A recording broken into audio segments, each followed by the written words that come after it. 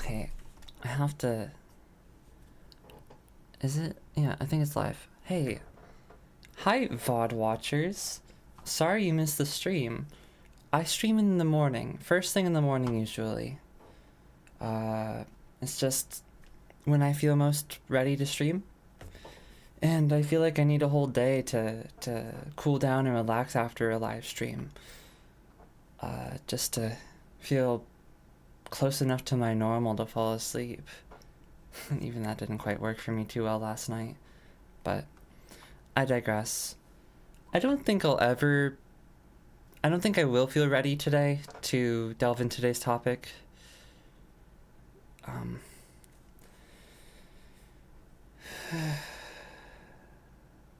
But I feel like yesterday when I made that, when I did that live stream,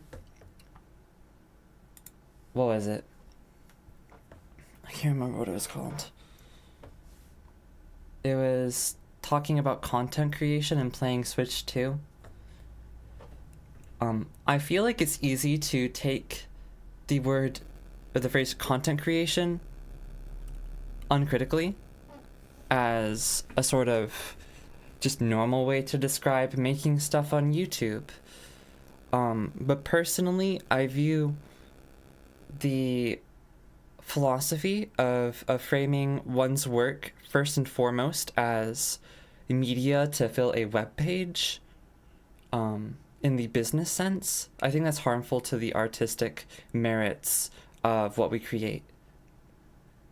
Today I want to discuss that and explore what's going on there. I was thinking about this a bit yesterday, and I'm going to do some further reading on the subject in the future. I ordered this one book.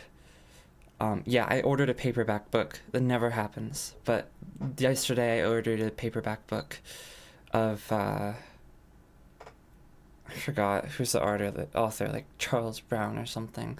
The title of the book was Autonomy, the Social Ontology of Art Under Capitalism. And it takes the existing point of view that the distinction between art and the commodity is collapsed and turns that on its head. And I find that to be a hopeful perspective, and I'd like to understand the author's perspective on the matter. But I don't have the book yet.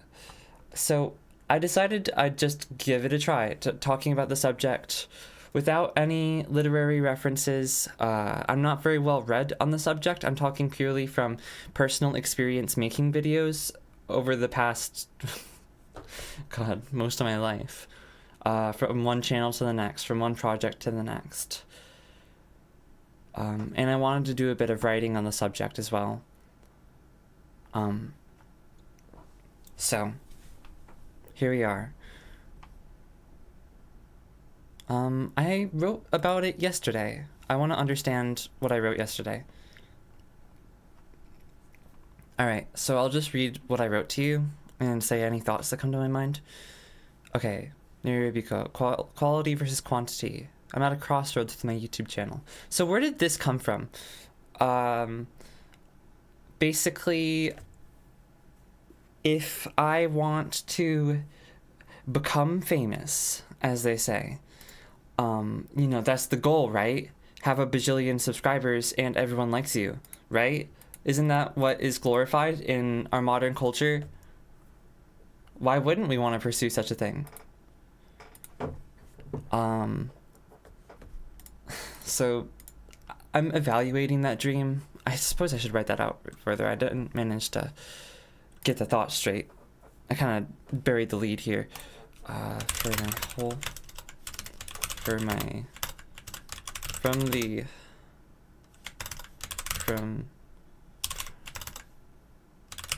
For most of my life, from the time I first discovered YouTube as a child in 2008,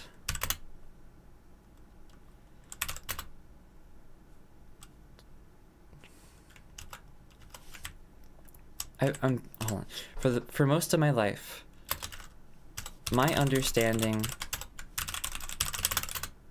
my ideals surrounding, my ideals for online video have been centered around popularity. Back when I first discovered YouTube as a child in 2008, it was naturally the most popular videos I watched. I naturally watched the most popular stuff. Popular videos as shown on the YouTube homepage. Am I delving too deeply into my history?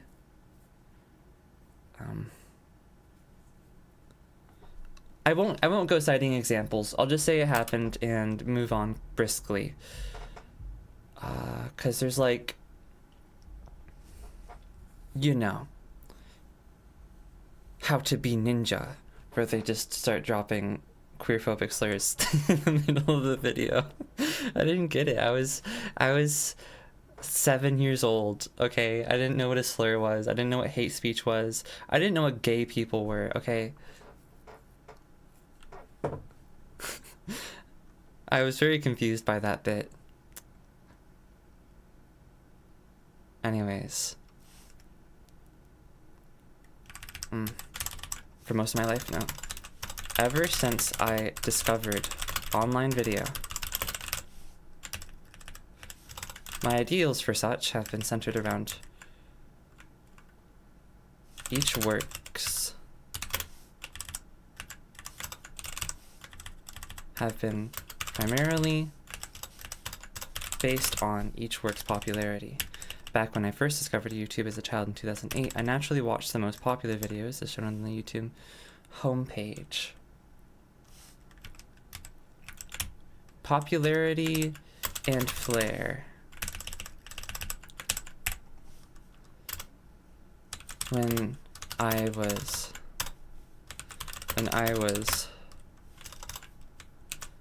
as an adolescent, I'll say teenager. I want to keep the writing voice a bit more colloquial, more plain English. As a teenager,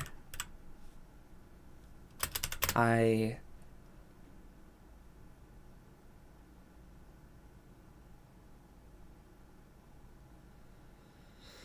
enjoyed the highly edited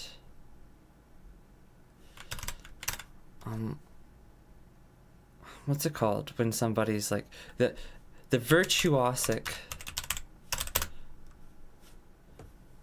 style of YTP, MV, or MAD style videos.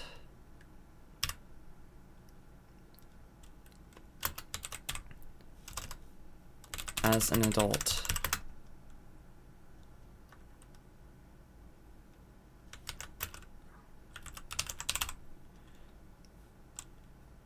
I enjoyed both popular works.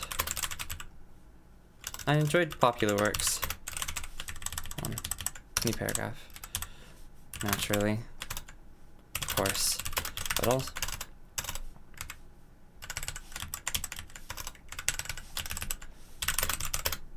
But also enjoyed the niche and enjoyed the unpolished, obscure works.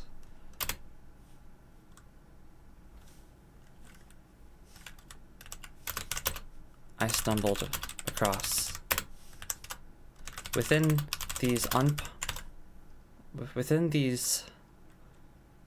you can polish a gem, but you can also cut a gem. Within these uncut gems, I saw potential for glamour and glory.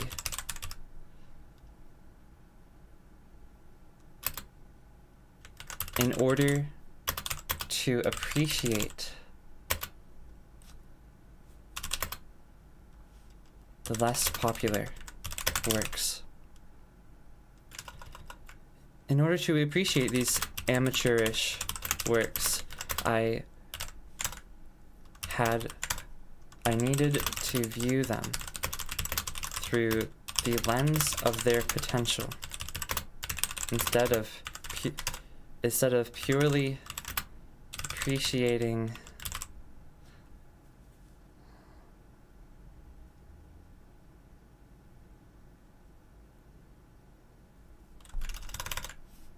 we can just assert that I viewed them through the lens of their potential. We can challenge that claim later if we want to.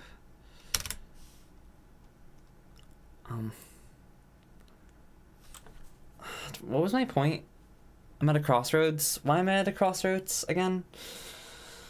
A number of reasons. One, YouTube is scary to me now. People are harsh and ignorant and not very thoughtful, oftentimes.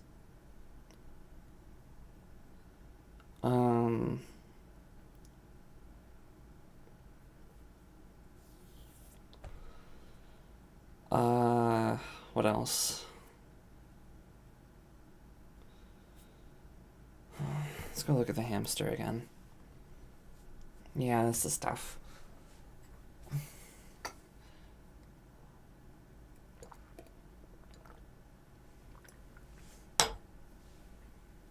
Hamster. Hey, Sig. I feel like you might appreciate this topic, you know, as an artist. But I need to cool off for a second. Just get my head on straight.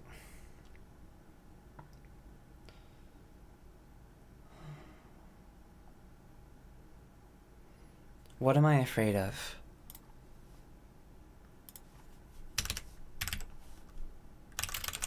What am I afraid of?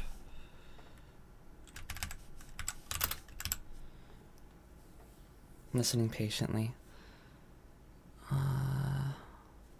I'm afraid of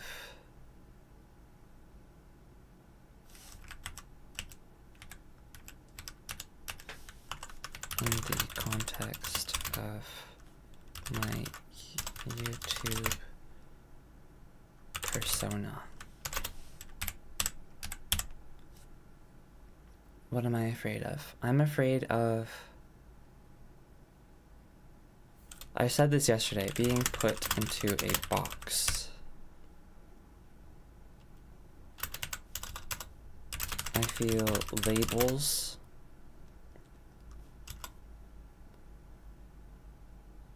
I feel trends and tropes as labels can be reductive and dehumanizing.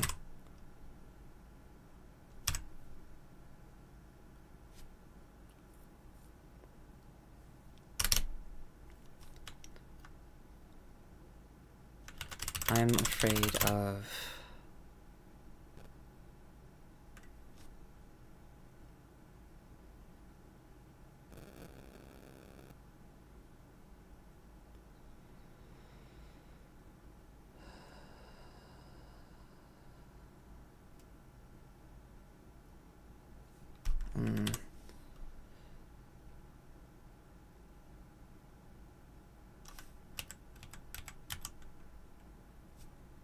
pressure of a community? That's a good question. I know that the Critical Strike developers feel the pressure of their community. There's no question there. But what I do is not the same as what the CS devs do. Because my work is optional, but their work is required. If I dip out, who cares? A few people might have picked up Critical Strike because of me. I've gotten that a couple times, like literally twice. But you know, You know who picked up Critical Strike because of the Critical Strike development team? A whole lot more people. And you know who would stop playing if this game never got another update? Most, if not all, people over the next 5 years. The pressure of a community. Do I feel the pressure of a community? To some extent. The answer isn't a simple yes, because the Critical Strike community may have some influence and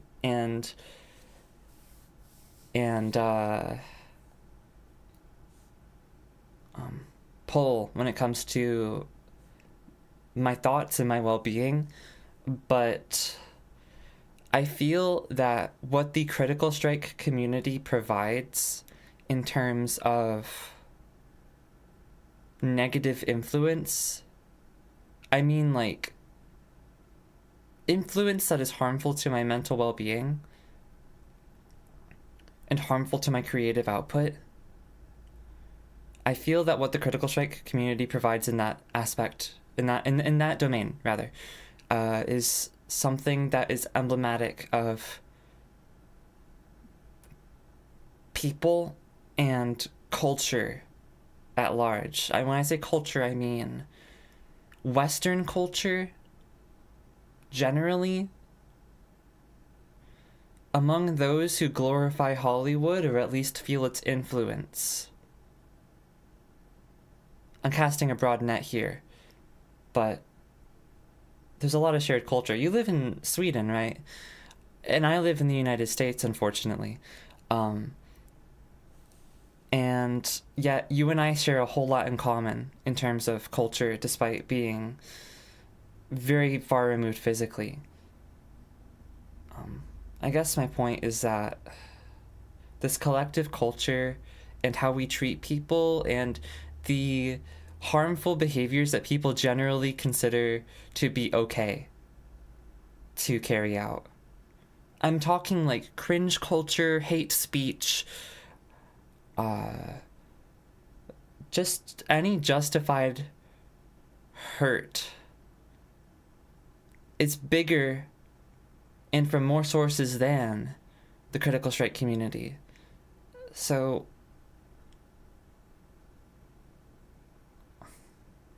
I guess I could say I'm afraid of the hurt that comes with being visible.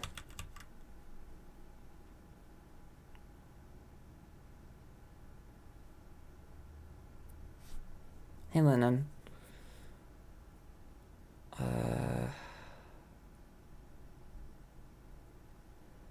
This is probably going to be an awkward stream to come into in the middle of it, because a lot of what we're talking about is like developing conversation. This is definitely like a stream that's better for the VOD watchers, if anybody actually watches it all the way through. Hi, I'm very glad you've watched this far if you have. But I'm trying to articulate my feelings about the dichotomy between art and content.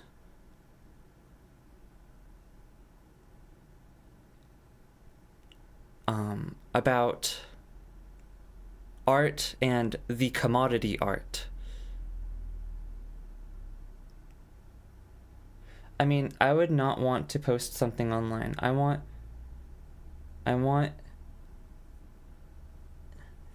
you ideals to be truly mine. I think that requires a little polish. Was there a typo there? I don't quite understand, Sig. You want your ideals to be truly yours. Is that what you're saying? I get that. We need to get Shakespeare on that one. Shakespeare is more of a poet, but he did speak of ideals in his work. There is something to be said there. But I'm not a Shakespeare fan. I'm not a fan. I just never got into Shakespeare because his work is obtuse by virtue of being very old.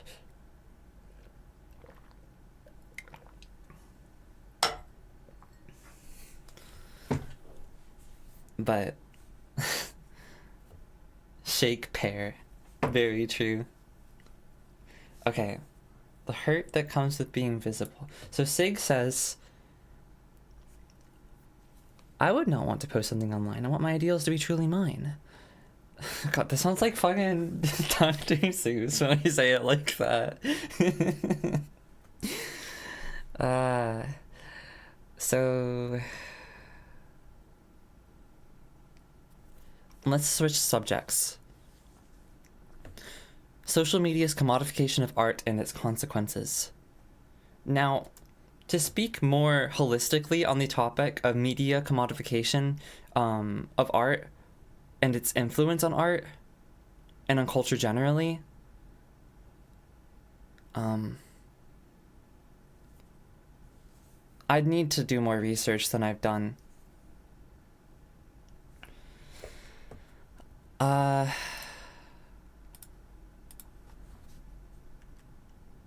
I want you ideas to be truly it was a typo, Dragnor. It was a typo. Clearly a master poet. What was I gonna write again?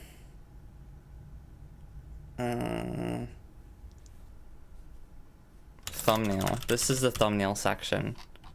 Here's the creature. Alright. The writing part. Subject to renaming, please.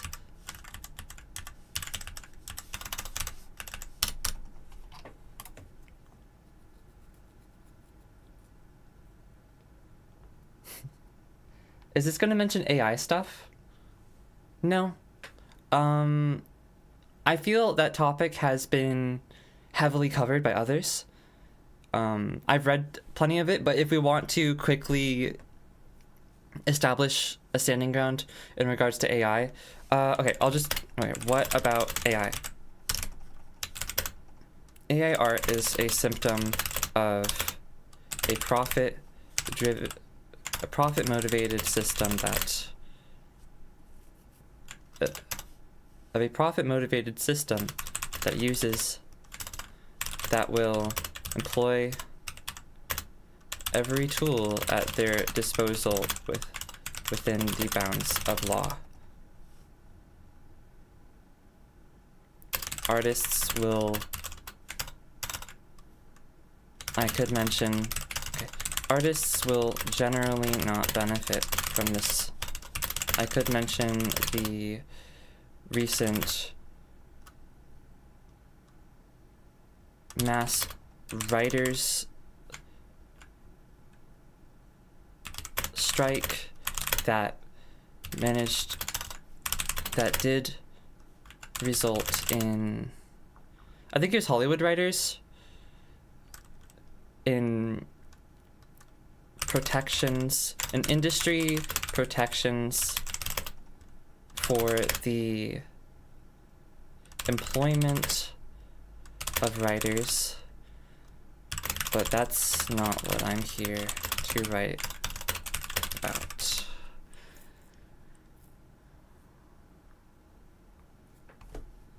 Its disposal to generate a profit within the bounds of law. Maybe this statement could use some polishing, but as I said, this isn't what we're here to talk about. So I just want a quick address of the situation, since I know it's a hot topic. All right, let's read chat. Yeah, I know it's been run into the ground, so I was just wondering. I see. AI, when used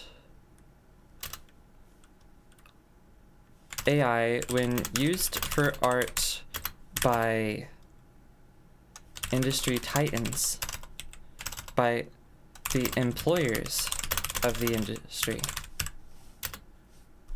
will be used as a cheap alternative to human labor.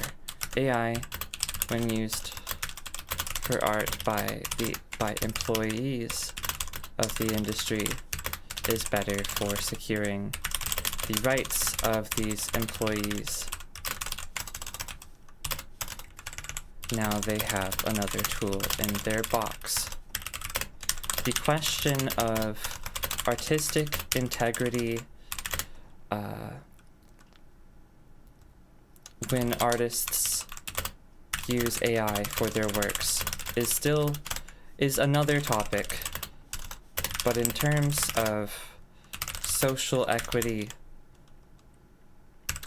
AI is better in the hands of individual artists rather than in the hands of those who employ them. Listen, I'm literally just regurgitating other people's opinions on the matter. I'm not adding anything original.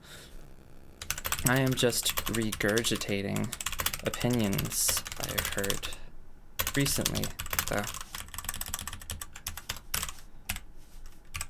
I feel my concern is not with AI, but is not with the artistic integrity of works assisted by AI, but rather the artistic integrity of works influenced and shaped by the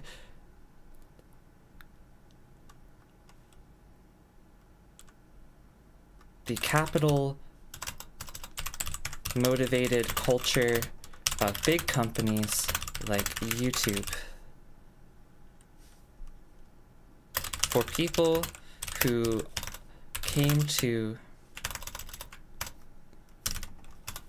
okay, how does YouTube reshape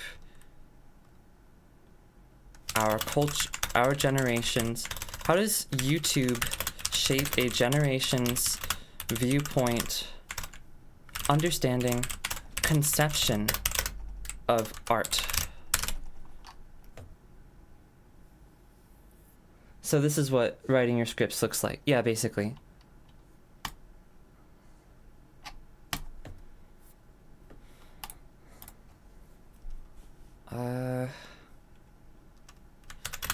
I came to understand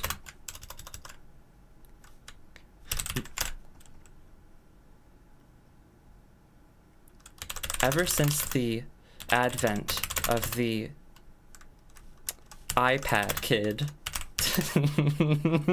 Oh, this is good. I like this, but it's kind of dark. This is it's funny until we keep writing and it's not funny anymore because we're like, haha, oh. All right, ever since the advent of the iPad kid, many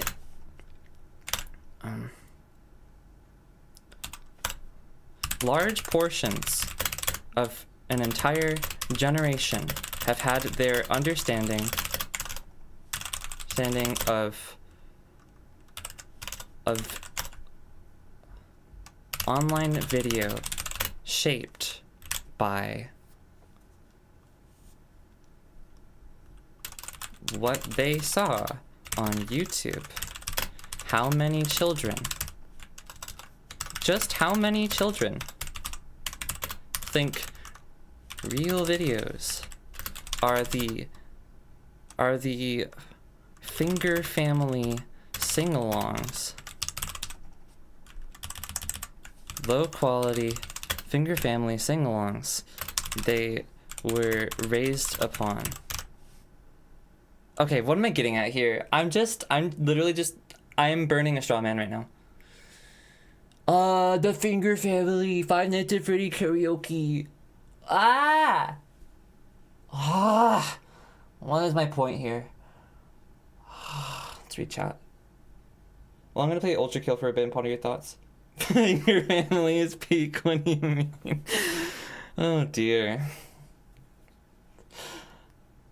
I don't think this is the avenue you want to go for this question. So what question? What do you mean? Why not? You sound like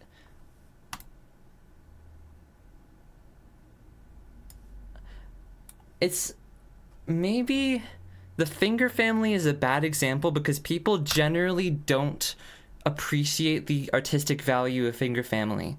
If I wanted to talk about how Mr. Beast is a great example, though. Oh, no.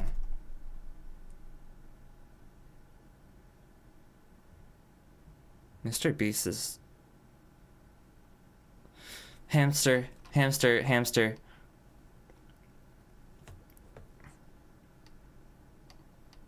Yes.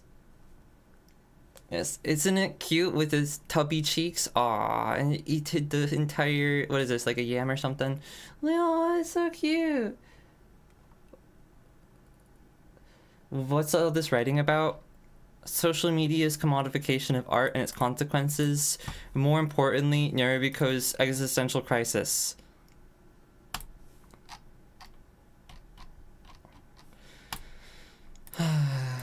Okay.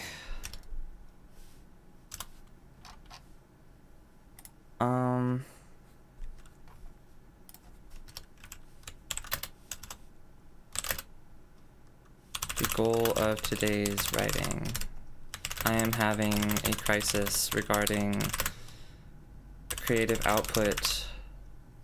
I have a number of key concerns both of self-interest and general ethics regarding the works I put out.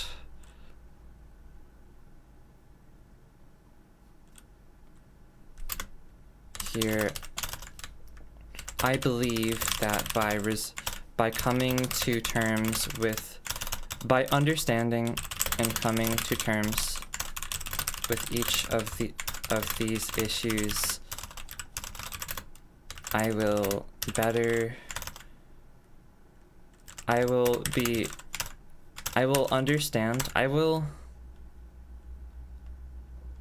come closer to a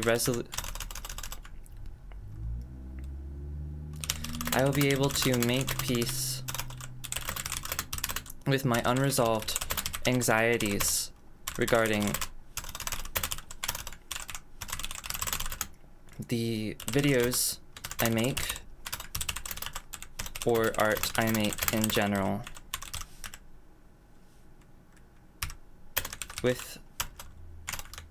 Guided by this clear understanding, I believe I will be able to I will be better equipped. Guided by this clear understanding, equipped with this clear understanding, I will be better guided to pursue, to make my next, I will feel better guided in making my next, in taking my next step with my creative works. Why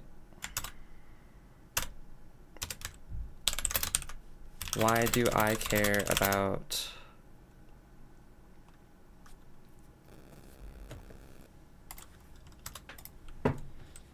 any of this stuff? Why do I want to resolve these issues, these concerns? In my current lifestyle feels decadent and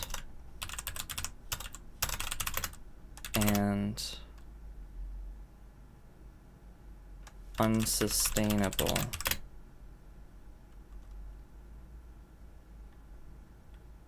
I focus most of my time and energy each day in ensuring the well-being of a couple key people in my life who I view as essential to both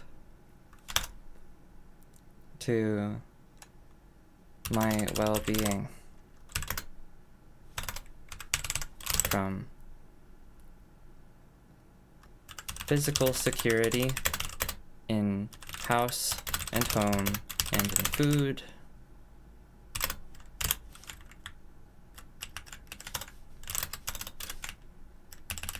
in psychological security, in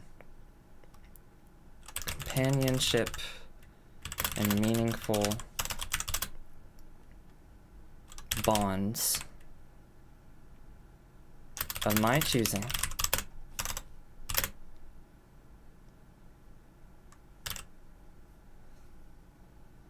A sense of duty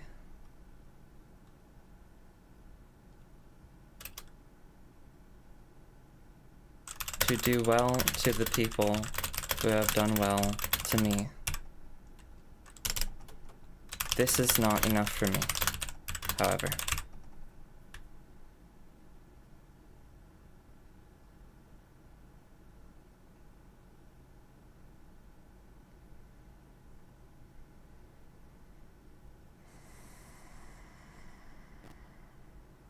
What is it? It's not enough. What do I need?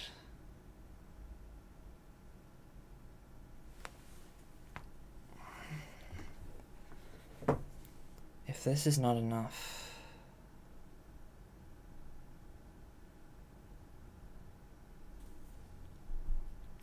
I wish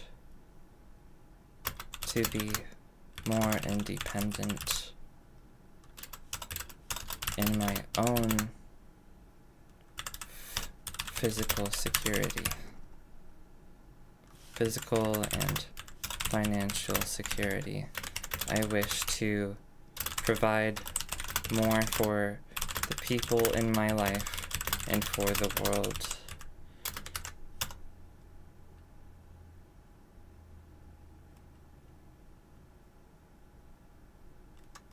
I am not satisfied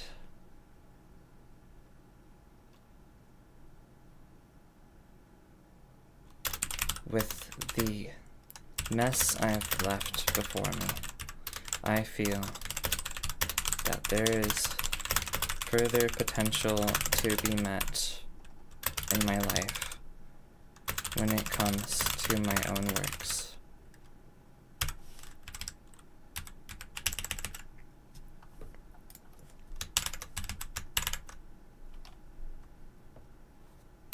I believe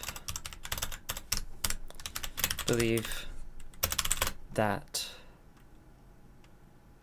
my ideals and ambitions regarding art or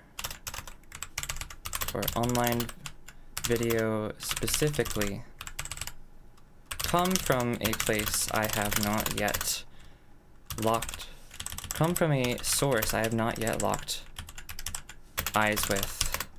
I believe that my vague sense of ambition and unfulfilled potential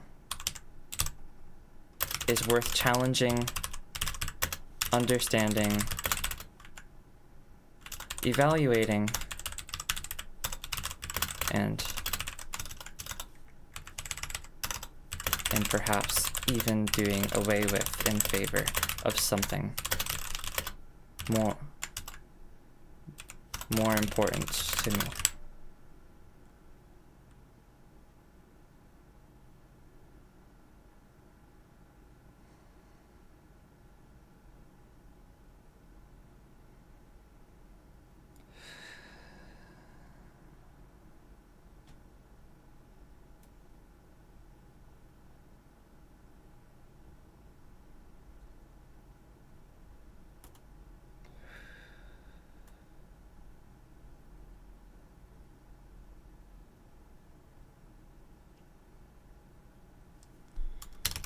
In order to,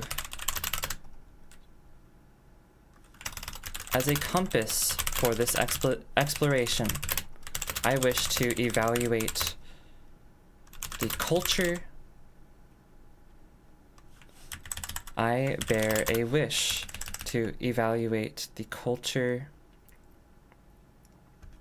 of online video as it was taught to me implicitly by the powers that be, and understand the nature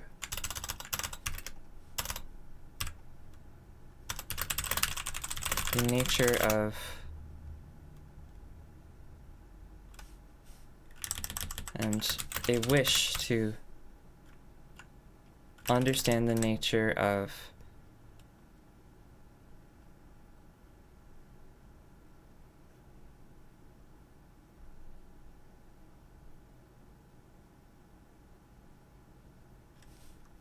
entertainment as a source of, as a means for social good.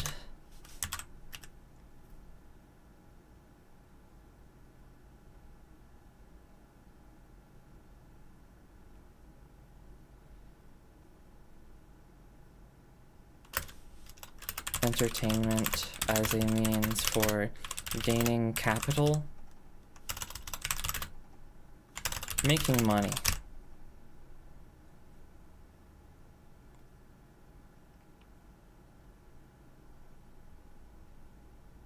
Entertainment as a means to express human personal truths, and more broadly, human truths.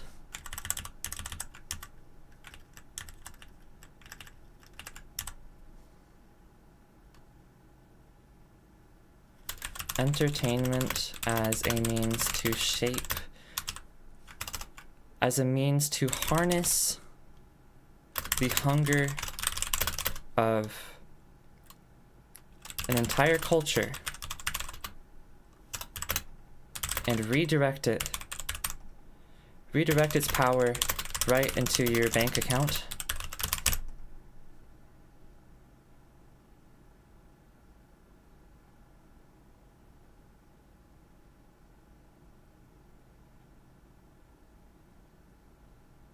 I'm afraid.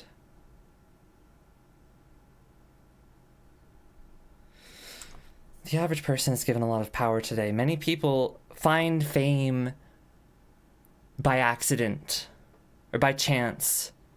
And they're not politicians or philosophers. They're people who accidentally captured lightning in a bottle.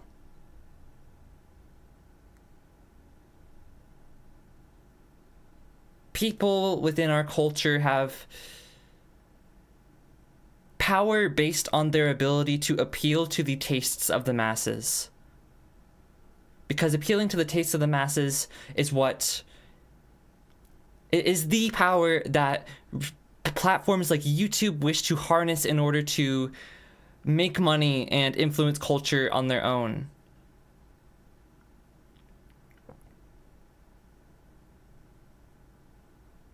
So by that wish, individuals become these mouthpieces not only for companies and the wish of companies to have influence over the people, but also these people become mouthpieces for themselves, their own perspective, as well thought out or as ignorant, as selfish or as philanthropic as it may be. However it is, little bubbles of culture as it is expand beyond the size they would be through internet virality, and as a result, culture becomes loud, bumpy, very compelling. Not because it is good for that to happen, but because it is profitable. How do I feel about lending myself to such an ecosystem?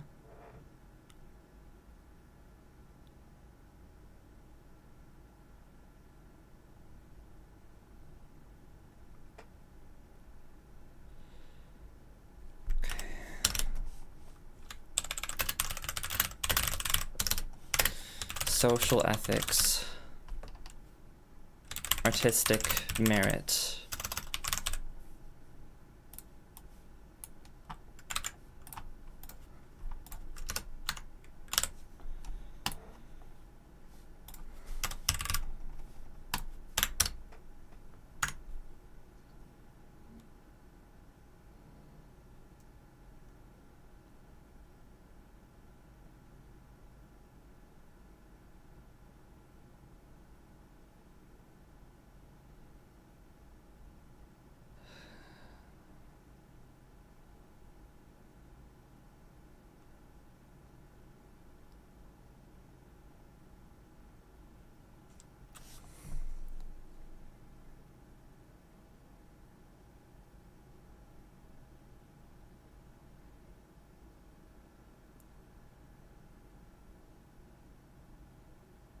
Artistic.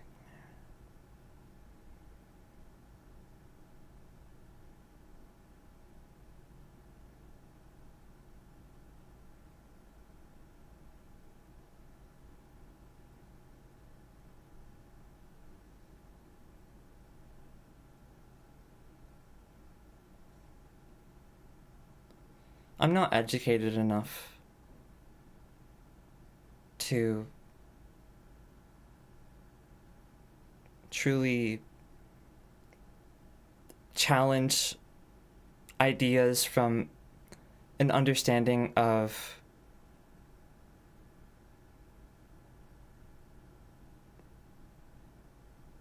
broad cultures of academics and scholars.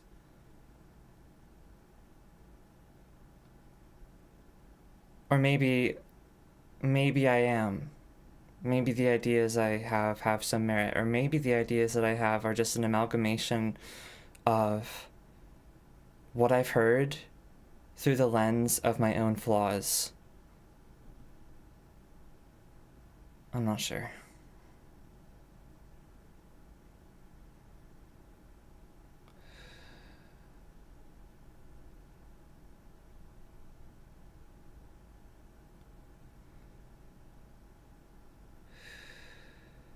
I'm scared.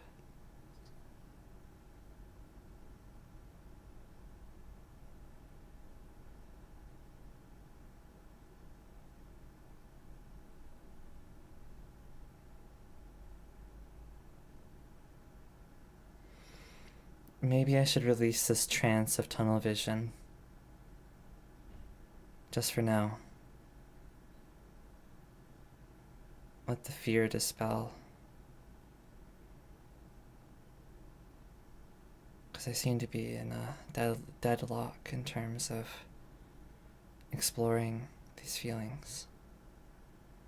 So let me let go for a minute.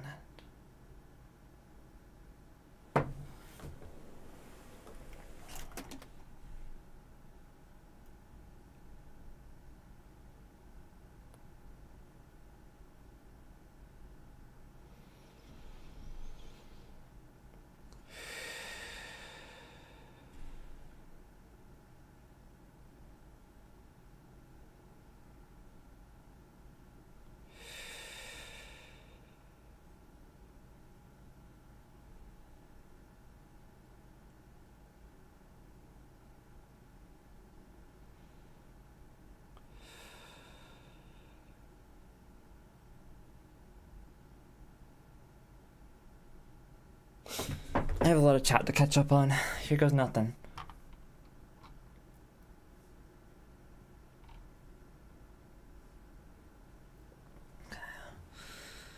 Is YouTube known for art? Is that the reputation it holds? Is it known for art? That's not the question I'm asking. The fact is that art is a pretty broad concept. If you view art as just paintings and shit, you are misinterpreting the concept of art. Art is that human expression put into form. Art is a very broad concept. So yes, I would say what is created on YouTube is art, categorically. And I don't think that's up for debate.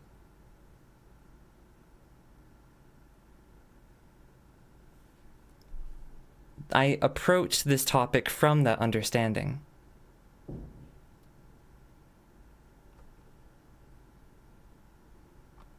Is the title of my stream an H Bomber Guy reference?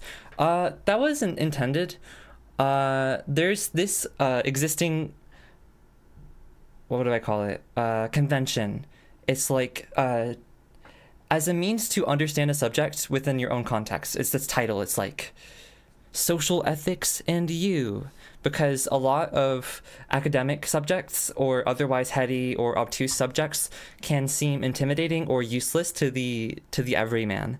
But by adding and you to it, we assert as the author that what we are exploring is of value to to you specifically, you, the person looking at the text on the paper. And through that persuasion in the form of the title, we can broaden these concepts to be understood, or at least embraced, or at least given a chance by you, the person looking at the thing on the screen. Now, when I say you and then in parentheses tube, it's because I'm discussing both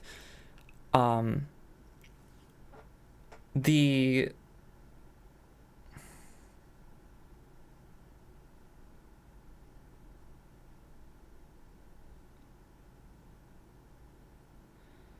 personal aspects of creating on YouTube as an individual, as well as the aspects of creating on YouTube as a platform. I think that the interests of the individual and the interests of the platform sit in some level of dissonance with one another, even if the culture existing, even if the institutions existing wish to convince you that your interests are in fact aligned with the systems presented to you by YouTube, even if it's such an enticing little honeypot.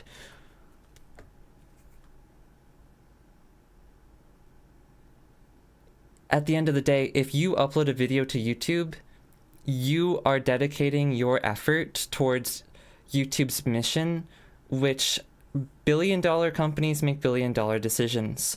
This isn't a charity site.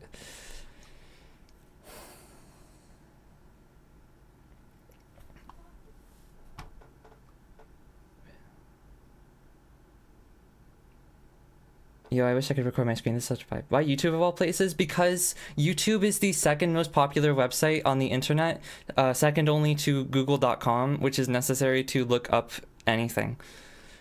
That's when I last checked. Maybe the setting has shifted a little bit. I know TikTok's very popular, but it's not YouTube popular last I checked. Unless maybe you're in a very specific demographic. But YouTube is important to me because it is how I, as, you know, somebody in that awkward position between millennial and Gen Z, it's how I came to understand video and media and sharing one's vision. It's how I was introduced to art, not as some heady concept, not as some painting to be a commodity for people who are ultra rich or for museums, but rather art as a tool to convey anybody's experience for anything, to carry those emotions in amber in a transmogrified state, but still carried in amber all the same. That is art to me. And that is the power of YouTube videos to me. Because everybody who creates a video on this platform puts themselves into it. Some part of themselves informs the process that was taken to create the video. They had to learn this and then put it into practice. And in that is not a lossless transition from theory to practice. There is the human aspect that's put into that.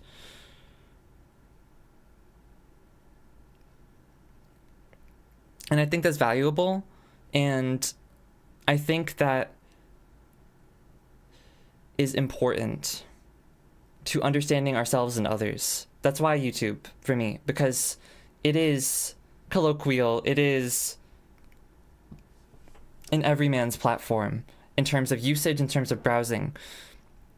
Not in terms of YouTube's mechanics, no. But anybody can make a YouTube video and share it with their cousin on Facebook. That's why YouTube. Because it is, in my opinion, the easiest platform for one to express oneself. It's in the name.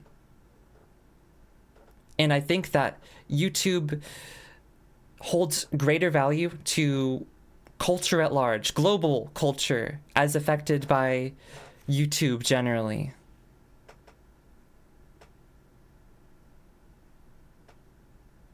So, but I choose YouTube because it matters to me, and it's what I know, really. If I was interested in, like, Newgrounds or something, which, like, not that many people use Newgrounds nowadays, I'd still talk about it, but it'd probably be through the lens of what was rather than what is. Or maybe it would be through the lens of what is as in juxtaposition to what was, and is in juxtaposition to what is for other sites like YouTube, because Newgrounds didn't win. in terms of influence. Newgrounds was popular back in the day. YouTube is popular now. But if I was loyal to Newgrounds culture and unable to move on, I'd want to explore that feeling. Why can't I move on from it? Why is it important to me? And I'd want to share that with people because I've been led to do so by the systems that be. But also it's nice and compelling to have people understand you. To not feel alone.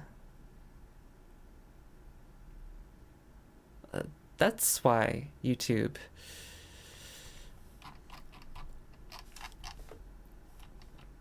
Why do I want to resolve these concerns?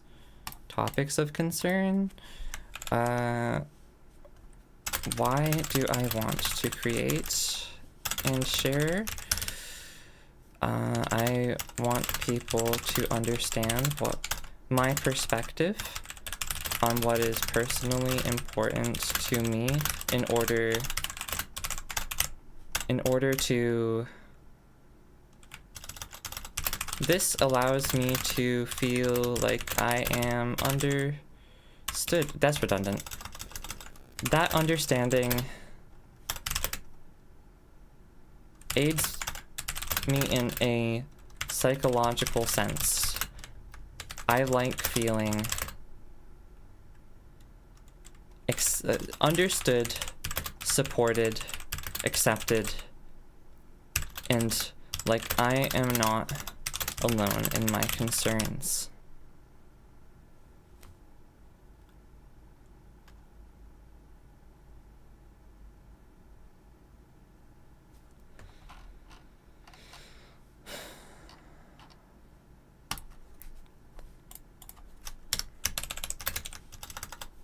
Why am I writing this specifically? I want to explore and evaluate my preconceived notions on the relationship between the artist, social media, and capitalism. No, but I don't want to necessarily talk more broadly about, like... Well, one can evaluate capitalism without discussing alternative ways of governance.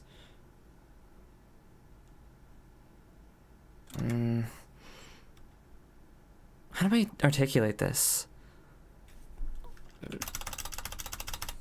On art versus content, as I have so often articulated it. I fear the Mr. Beasts and the finger families of the world and revere the common, unpolished, earnest expressions of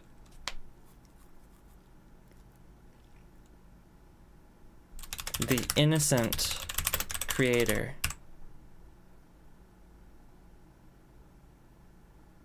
Do I want to coin that as like a archetype? Do I need that in order to convey my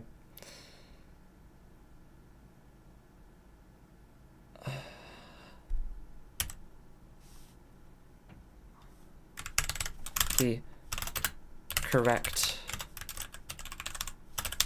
and right way to create on platforms like YouTube? Where does my prejudice for the established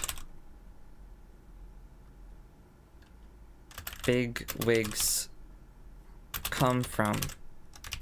Where does my reverence for the obscure, of the underappreciated, take root? I suppose that will do as a summary.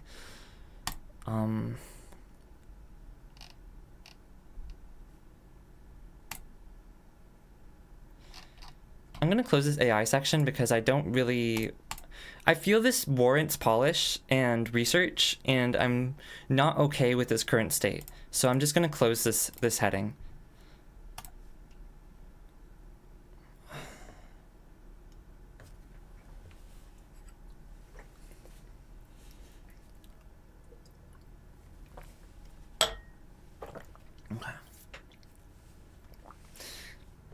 Lennon says, I don't want to speak for her, but I believe she feels very intensely for this YouTube channel. It's not this YouTube channel necessarily. I've run a number of YouTube channels before the Nyarubiko project. As a child, as a teenager, I'm not new to this ecosystem. I did a ton of live streaming when I was in high school. The space of online media, it's something I do feel strongly about. Not necessarily this channel, but it's true that I do feel strongly about this channel. I'm not going to deny that. Alright, Sigono says, I've always seen YouTube as quite limiting, but I never thought about personal relation with this place. In what ways do you think YouTube is limiting? I'm curious. Okay. Oh, there's a lot of chat that I missed. Okay. She's gonna become a prophet. Oh. Hey, Funky. Hey, Leo. Come at the wrong time. Hey, Ty. Art could be anything. Photography, music, painting, could be cooking. Of course. Anything that it expresses that human... I'm not going to define art right now. Okay. Isn't art just creation to express stuff like ideas or feelings? Really, art can be anything. Of course. No, I'm ahead of the process. I mean, everyone has their own perspective of art. That's true. One's perspective of art, as is with the nature of perspective and therefore ignorance, one's perspective of art is going to be based upon the environment they grew up in and the ideas they were surrounded by. It isn't known if YouTube is profitable. It isn't known if YouTube is directly profitable as an individual asset. But YouTube does need to turn a lot of profit. YouTube is not here to throw away money. They are maximizing profit. Is it profitable to Google directly as an individual asset in the short term, in like the quarterly term? That's not clear. But YouTube is not investing their resources into YouTube because it's a fun pet project. They're doing it because they're a billion-dollar company who needs to grow, which ultimately is for the sake of profit. So YouTube is a tool for profit. Not only for YouTube itself, but also for the creators who also wish to profit off of their own channels. So I don't think it's worth debating whether or not YouTube is a tool for profit. It definitely is. It's not a question to me. But Lyndon, you do introduce a good point. YouTube, well, it's more like a fun fact. YouTube might not be directly profitable in like a quarterly sense to Google. It's not known. It's not like the most profitable thing ever, but it does suit the interests of the corporation, and the corporation's primary interest is make money. They say don't be evil, but you know that's more of a past philosophy than a present one. I'm not here to espouse dogma, though, okay? You're free to call bullshit, okay?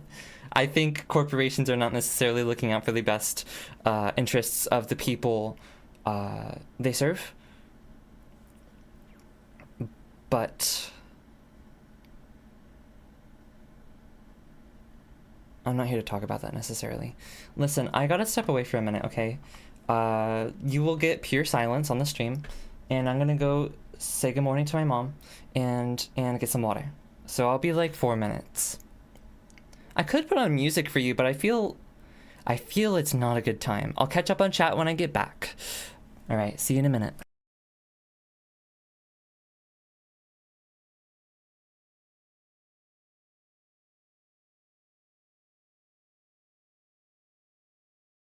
It's better to have the writing on the screen, right?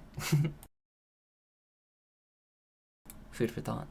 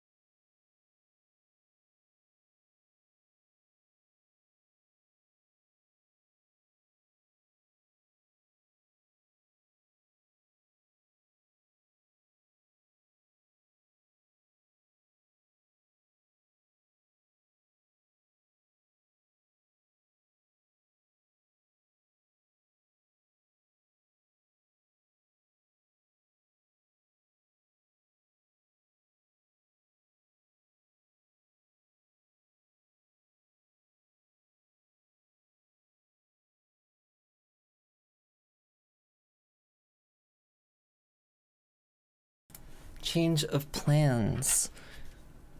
Let's do an exercise together.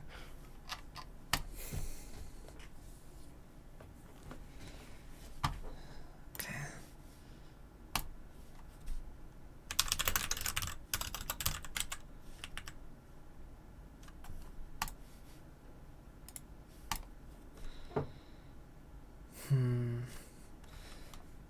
One second.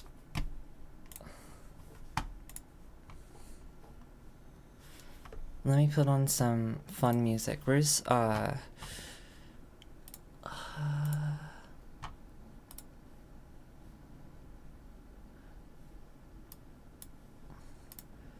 gonna put on the Teddy Together OST. Good throwback. Yeah, enjoy.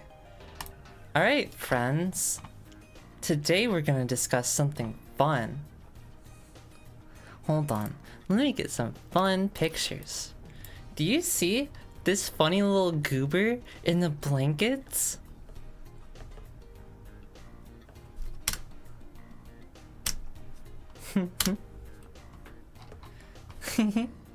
Isn't this awesome? Awesome little goober in the blankets.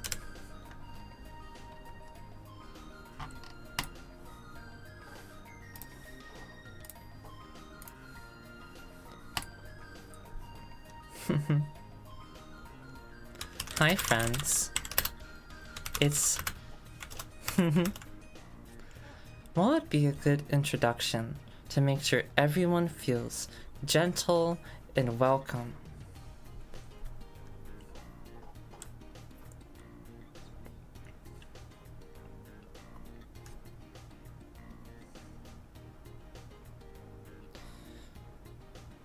Oh, but the simple needs a subject matter.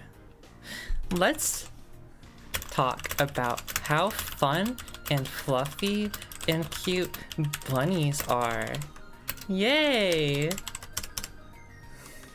My favorite thing about bunnies is that they hop around all over the place.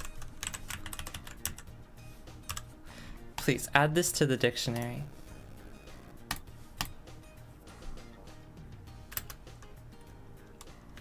In the Japanese language, rabbits are said to make a pyon sound when they hop around. Pyon pyon. English speakers don't really have any fun sounds for rabbits. They're mostly known as quiet,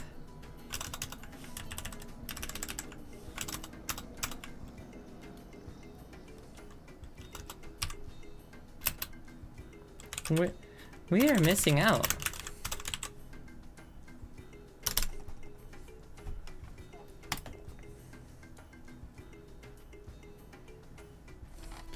Do you like bunnies? Of course you do. Make sure to head down to the comment section and tell me your favorite thing about animals. If it's a bunny fact, I'll give your comment a heart. Isn't that fun? Isn't that nice? Let's look at the bunny again, chat. Look! It's got little fluffy bears and stars. Look at this little guy. Even my cursor has a bunny. It's actually an animated cursor, but I don't think you can see. Can you see the animation on the stream? I don't think you can.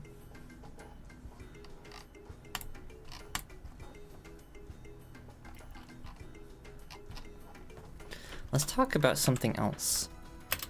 What's another topic? Let me scroll down. Sorry, I'm gonna skip a lot of stuff.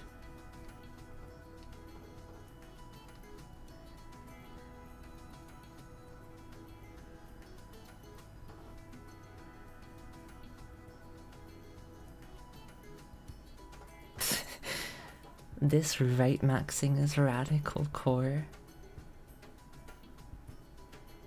You guys need bunnies thump. Oh, you're right. Bunnies thump when they go angry. Ah, thump, thump, thump. Oh, what's this? I just got a call from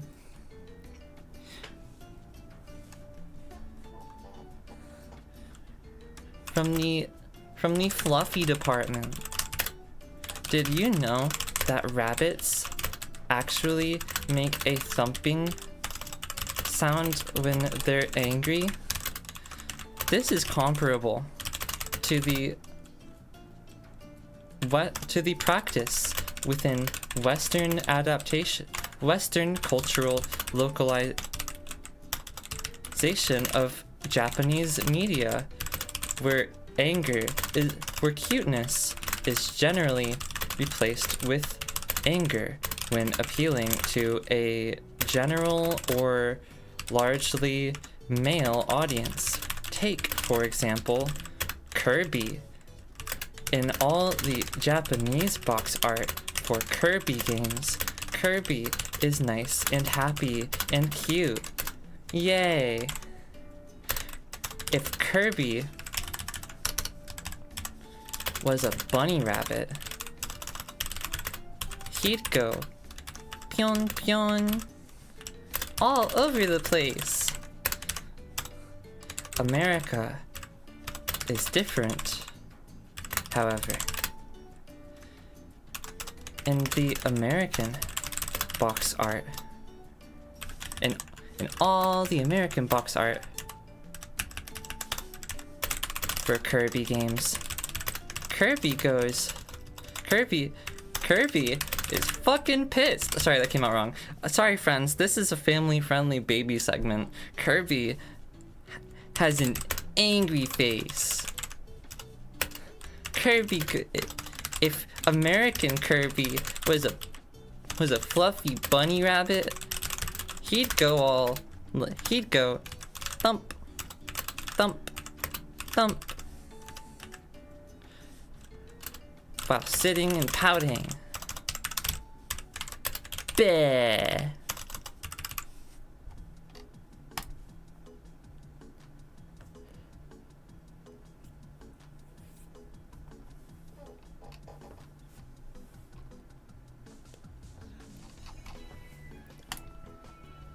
All right.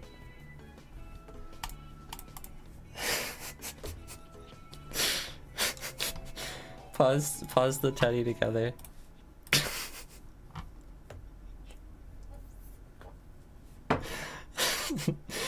All right, so that exercise was to convey a point, which is that a lot of media just kind of turns your brain off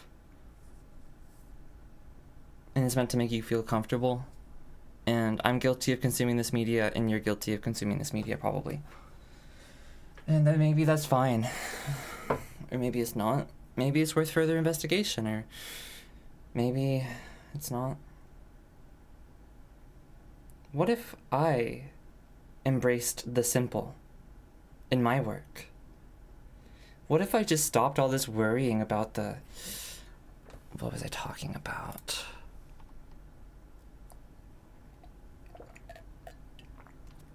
Social ethics of entertainment. What if I just stopped thinking about all that and just made some fun videos about stuff?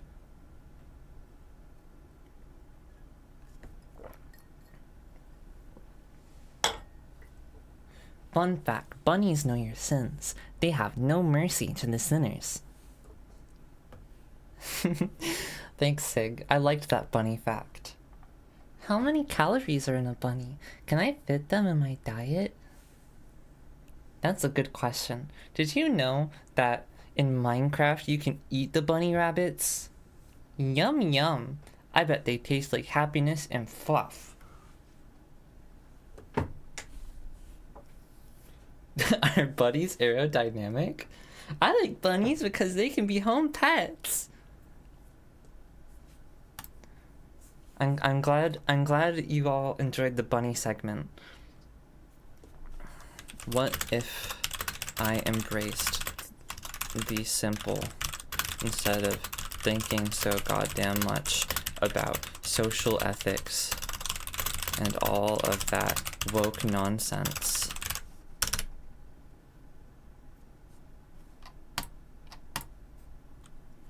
Is that a good title? Am I capturing am I evoking a particular ethos that is very common in American politics right now?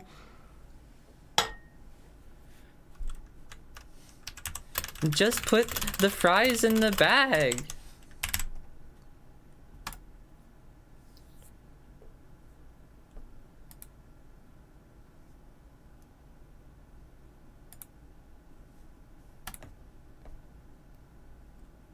I don't like this anti-intellectual standpoint on media, on the effects of media. I think it's important to be conscious of how our actions affect others. This requires exploring different perspectives on topics like bullying and oppression. I don't think I'd be able to sleep at night if I sleep well at night if I worked to create media that does not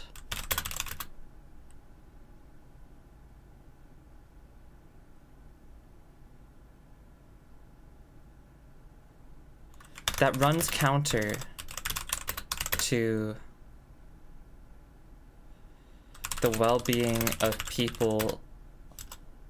The well-being of people. You turning your brain off? Yeah. Politics, I'm scared. Hassan. Then we have Twitter. Why bother so much with society and politics when I can think about and eat pizza? I could draw one single art about bunnies. Okay, let's get this. This is what I'm talking about, what Leo's saying. I could draw a single art about bunnies and then some call me racist. You see this? This is an anti-intellectual standpoint on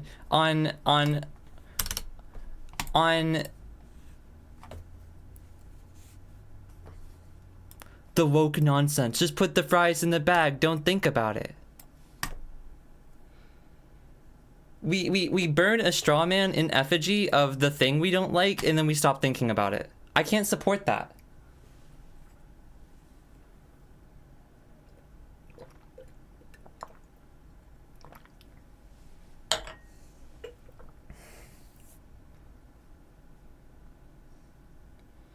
And because I can't support that, I can't put this topic away. I can't just stop worrying about, you know, the impact of our works.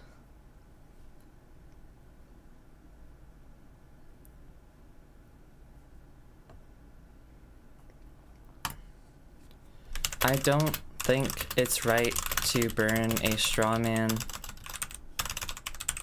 in effigy of a topic I don't want to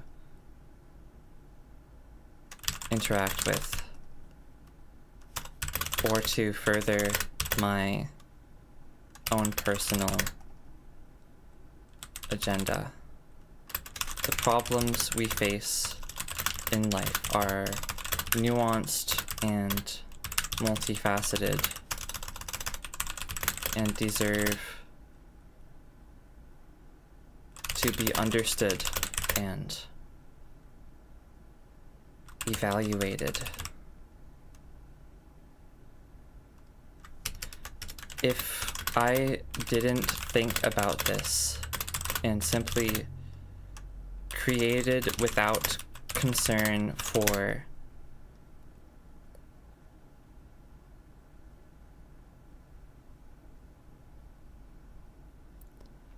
the impact of my work,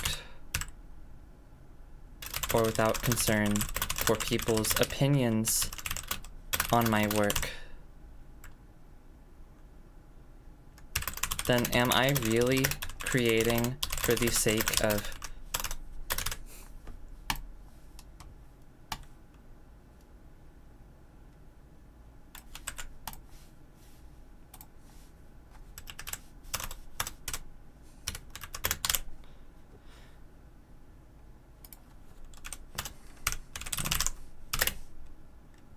wanting people to understand my perspective on what is personally important to me. The understanding aids me in a psychological sense. I like feeling understood, supported, accepted, and like I'm not alone in my concerns.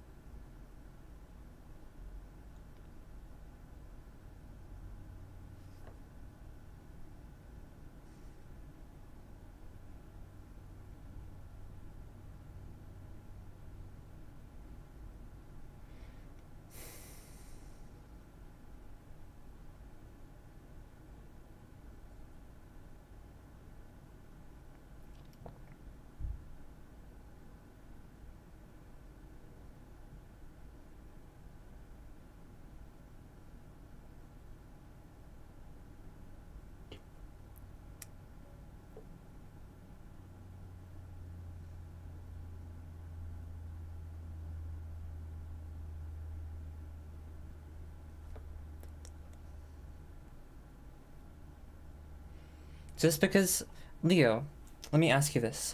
What would you think if you drew white bunnies and someone called you racist for that? And it did happen. What would you think or feel about that?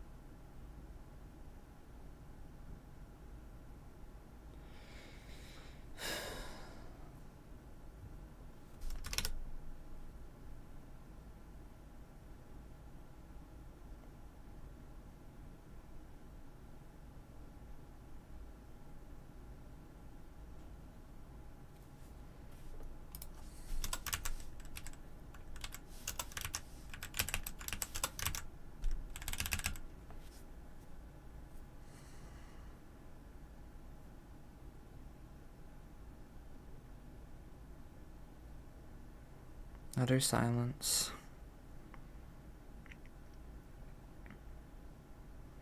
Politics jump scare? Yes, but this conversation exists within the ecosystem of politics.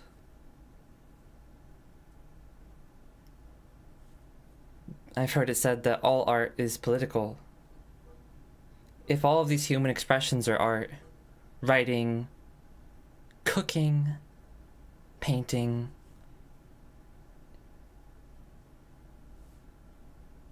video, then naturally the work carries some political comments or beliefs with it, even if they're understated. What I'm doing here, what if I embraced the simple instead of thinking so goddamn much about social ethics and all that woke nonsense? Just put the fries in the bag. I am saying the quiet part out loud here, because I think the quiet part is worth evaluating.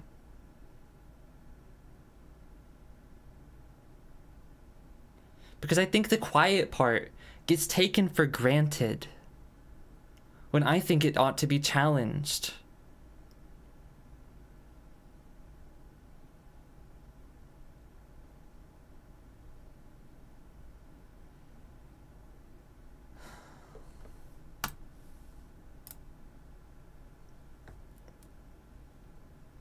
The quiet part when the loud part comes into the room.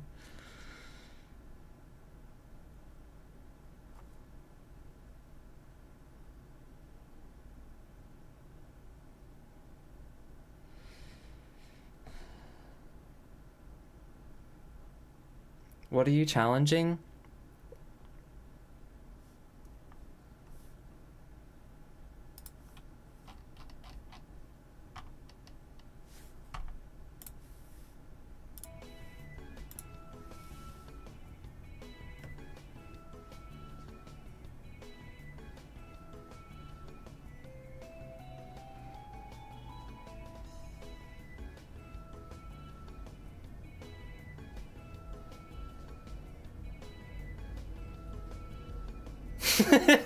Man, what did the buddy do?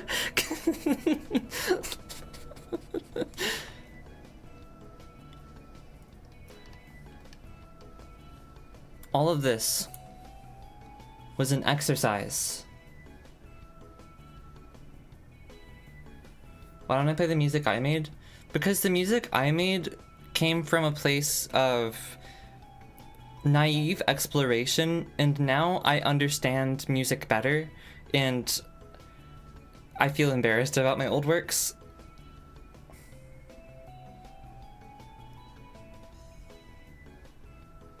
With every mistake made, one understands the good better, I guess. Or they understand their ideals better, or how to pursue their ideals. Is that the good that I'm talking about? Not of some broad ethical good, but of some cultural ideal that has been appropriated by the individual for the sake of fitting into a social space.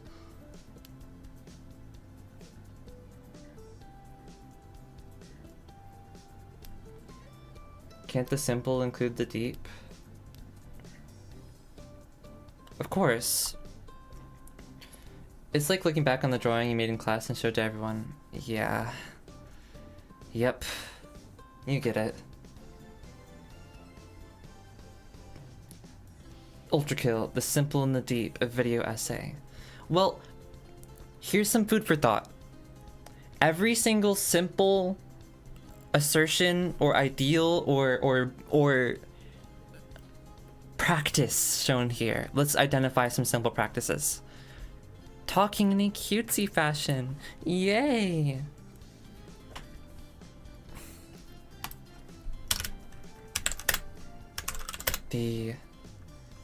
What does this work represent? Entail. What aspects does this work entail? Cutesy writing voice. Yay! What simple aspects? Furthermore, what deeper aspects does each detail?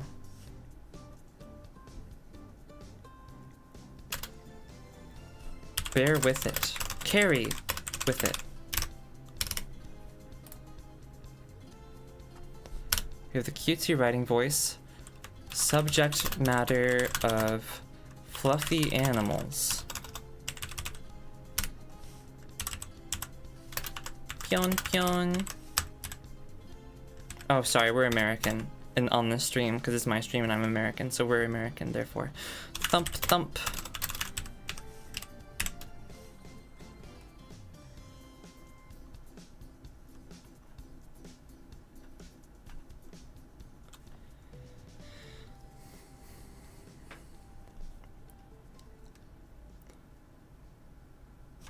Let's say what aspects.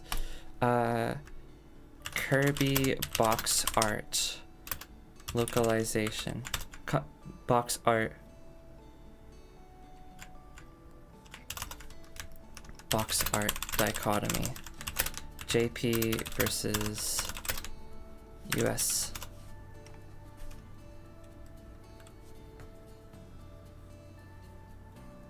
I don't watch most video essays because they're too pretentious and lose me halfway through. I like it kept simple, TBH. Me with no Subway Surfers? Sorry, we're not gonna have Subway Surfers unless it's Subway Surfers time, which is dictated by me specifically. You want simple essays without missing like the actual details. So you want a simple understanding then of a complex topic.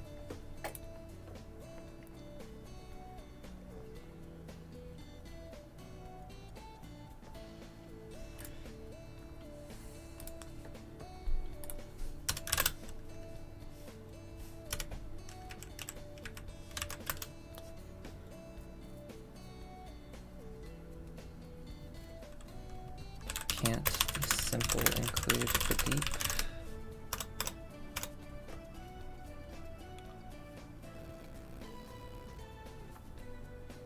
Having a YouTube character would be cool.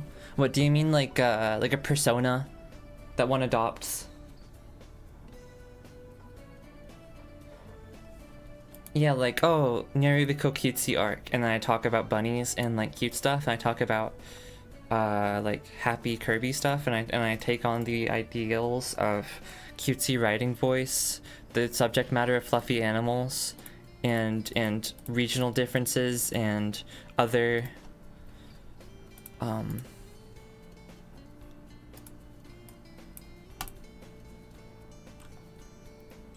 mascot.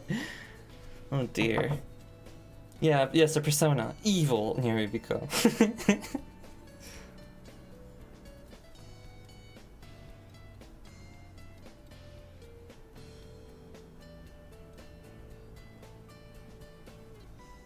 I'm tense, leave me alone.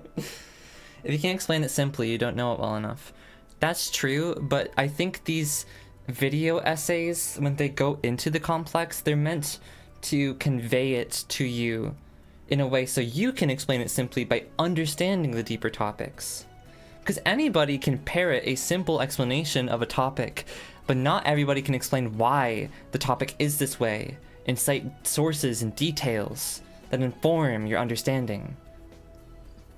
That's why these video essays are longer, because the writers wish to share the details that inform their personal viewpoint on the essay's conclusion or purpose, the simple 1 or 2 sentence abstract. I'm really thirsty. I'll be a minute.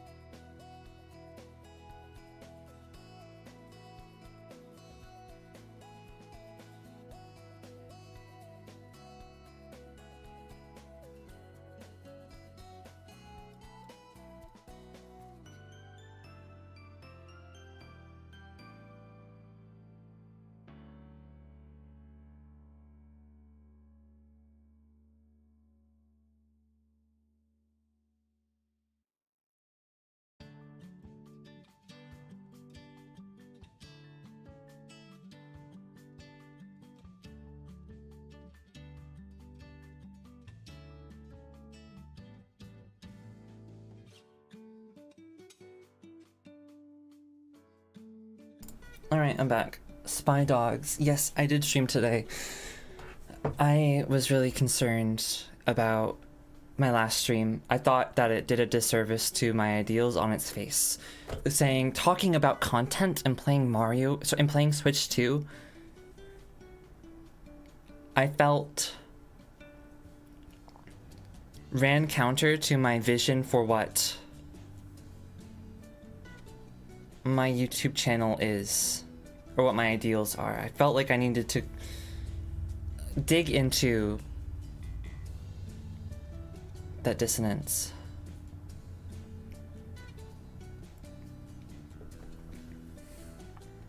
Because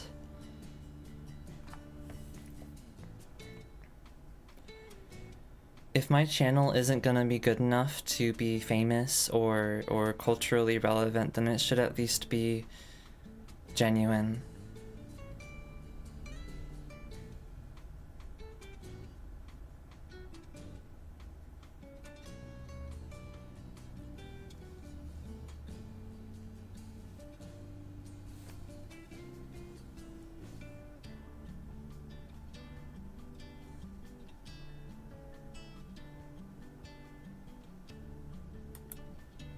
Art versus content.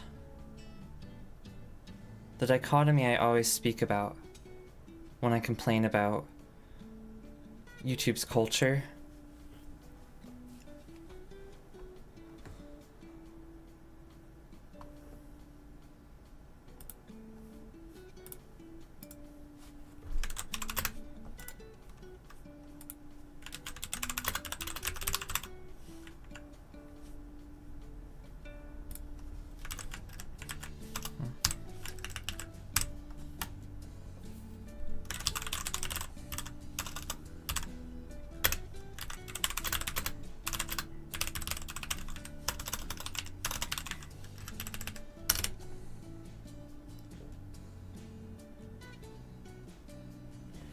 Alrighty, but it's almost midnight again, so I'm not sure how eloquent I'm going to be with my words. That's fine.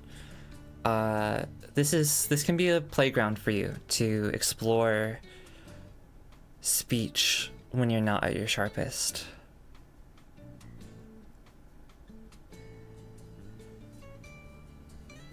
I can get kind of snippy on some topics, but I don't bear ill will towards any of you guys. Even though I was giving Leo a hard time a little earlier.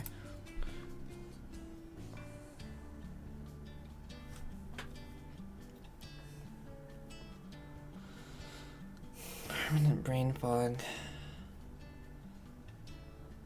Sorry to hear that.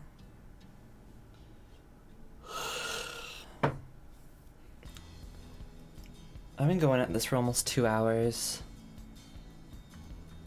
Brain frog.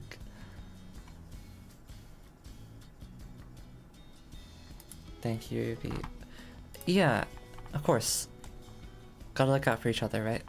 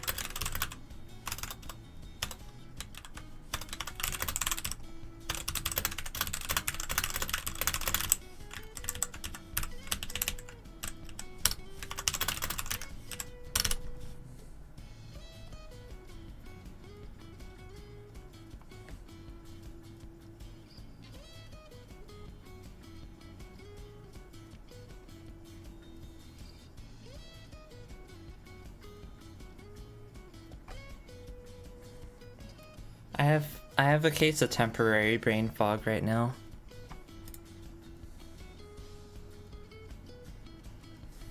Oh, whoops. Okay. Here you go.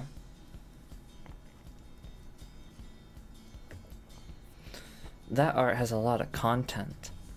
Art versus content. I mean content as in the commodity, as in what fills the web page or the magazine cover page or content. Content as a business term.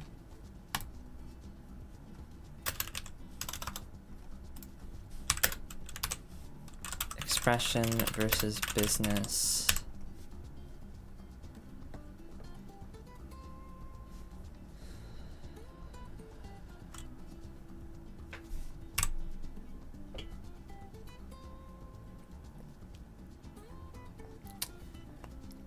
I have a case, okay, Spy Dog says, I have a case of getting like 4 hours of sleep on average, but I'm decent at speech, but my memory gets a bit foggy sometimes when I'm trying to remember stuff. I feel like art is more personal and content is more corporate. Sure. That's a fine way of conceiving of the topic. Lyndon says, very true. I see Narubiko streaming and I'll think, man, this is going to be some good content. And so where do you think that vocabulary comes from? Where'd you pick it up from? I don't mean at its roots, I mean like surface level.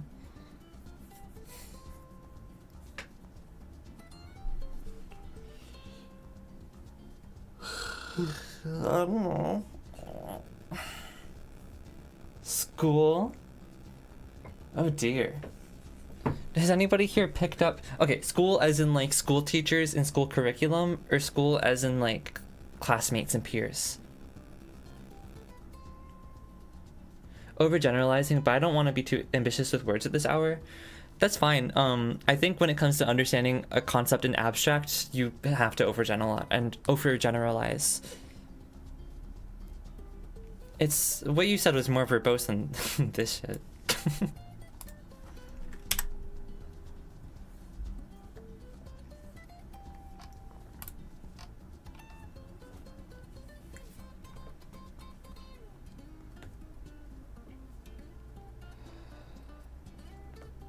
I'm still playing the Teddy Together music because my brain's cooked. I've been writing for too long. Did I come here to find a conclusion, or did I come here to meander for 2 hours?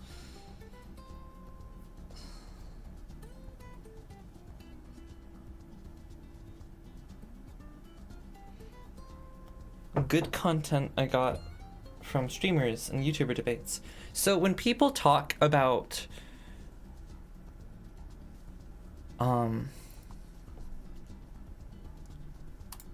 when people talk about,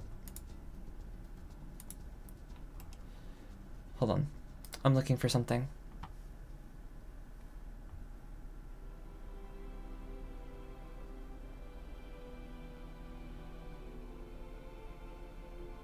All right, chat.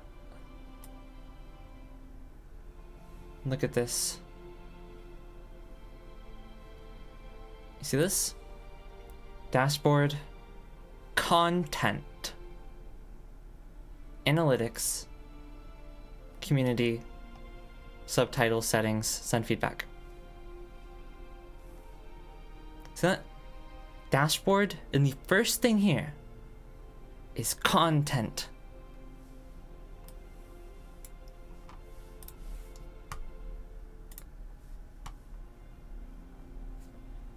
When YouTube teaches you what your video is,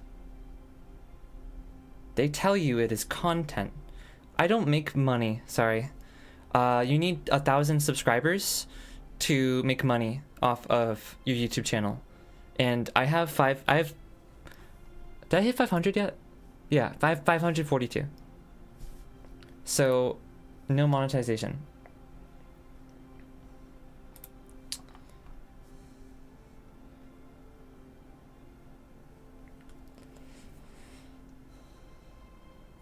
Okay, so Spy Dogs says, I know stuff because I'm chronically online and it's basically an inevitability. Okay. I also have a friend that does content creation, so I picked it up from him. I see. Well, content creation. Let's define what content creation is.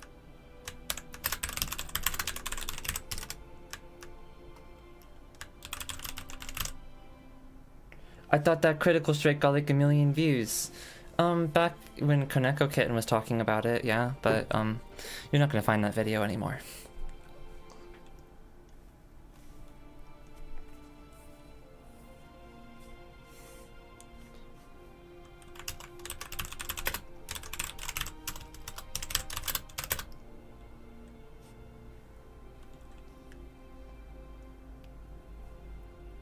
It seems I've struck a nerve, ah.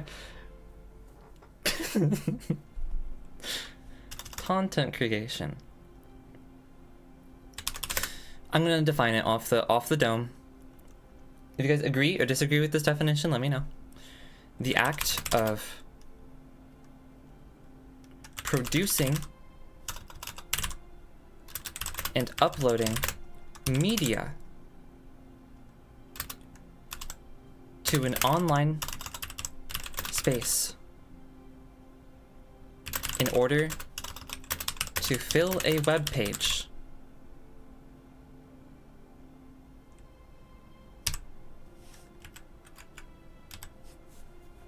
What do you guys think about this? Agree? Disagree? Got any specific complaints? Because I kind of want to polish this. I'll just disclose that now. But I'm going to leave it as is. What do you guys think?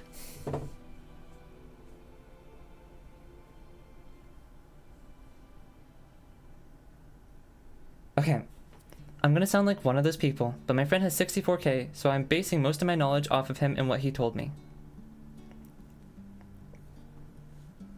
64K subs, I mean. I see. Maybe something about revenue? Okay. In order to fill a web page for the sake of making money. Content to creation isn't only to fill a web page, it could be like a newspaper too. That's true. Uploading media to a producing and, instead of uploading them, let us say producing and sharing media to fill a web page or magazine or other consumer media.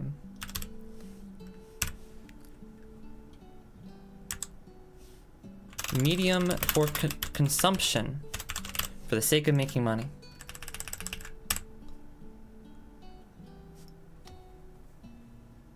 It could be a page, you know, magazine page, web page, but it doesn't have to be a page. It can be a news, it could be like a TV station. So, but you're right, you know, page is a pretty,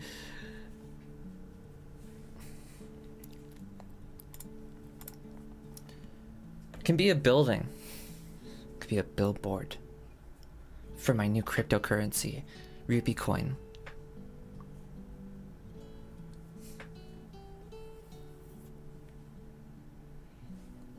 Okay.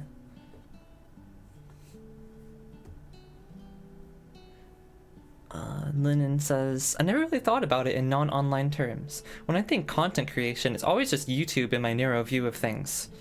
Right. But like even in purely online terms, TikTok, Facebook page, your website, your blog about bunny rabbits and Kirby box art. Dragnor says content creation, the act of creating content. Your English teacher would fail you for that definition.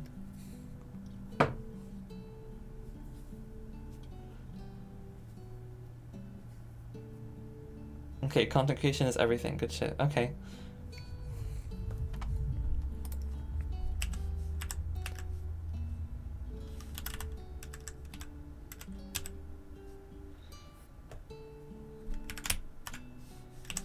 How about this? In business, content creation. In business, the act of producing and sharing media to fill a web page or magazine or other medium for consumption for the sake of making money. Also, content creation wouldn't just be for monetary gain, but even just sharing a point. Now that's interesting because there is a truth and a falsehood to that statement. Content creation wouldn't just be for monetary gain, but even just sharing a point.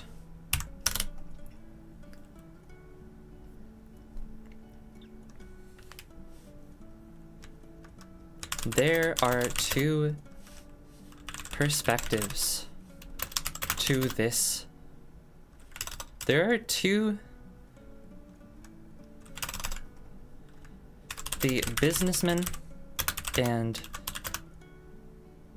the artist have different perspectives, have different opinions on this point.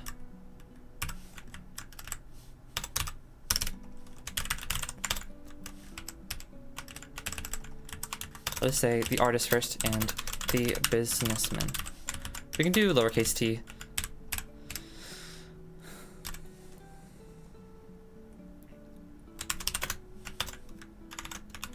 The artist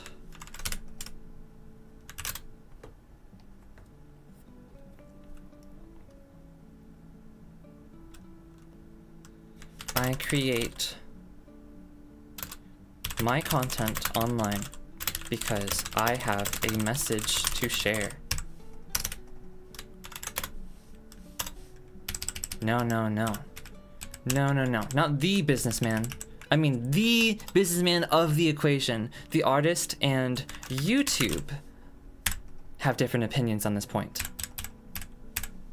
The artist says, I create my content online because I have a business to share. YouTube, we promote your content because it keeps people engaged with our platform.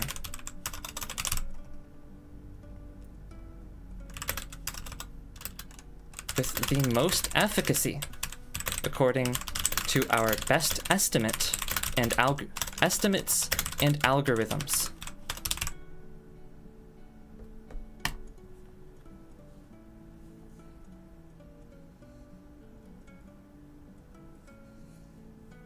Does propaganda count as content? Sure, why not? Lyndon says, yeah, to influence. It's a broad usage of the term, but yeah. Sig says, I'd say so. Spydog says, influence. That's the word I lost in my head. That's the specific purpose of this content. So the content, takeaway, content has different purposes depending on whose perspective we are looking at it from.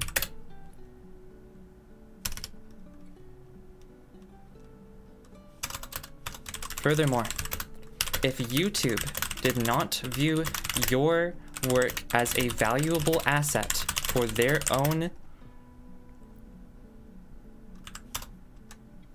ends, then YouTube would not promote your work.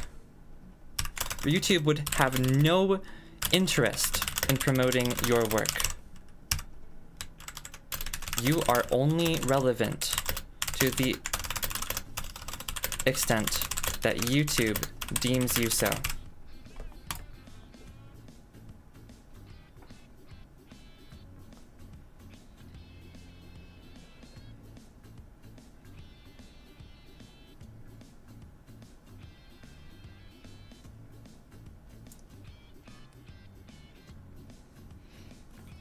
I think we're having a brain fog duel in the chat right now.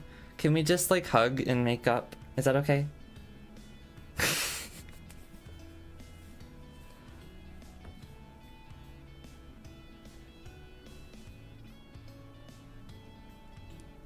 No, I feel like I'm getting lost in a rabbit hole here. Makeup, I don't do make.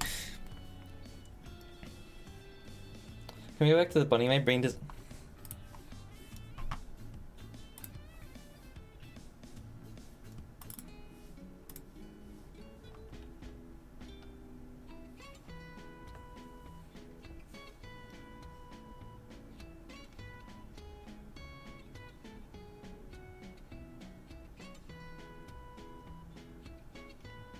Yo, fire. Mascara, glowing skin.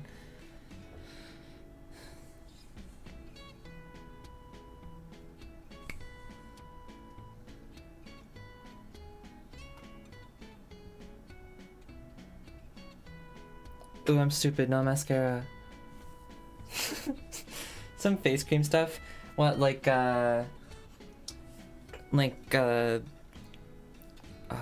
cleanser, micro exfoliant, moisturizer.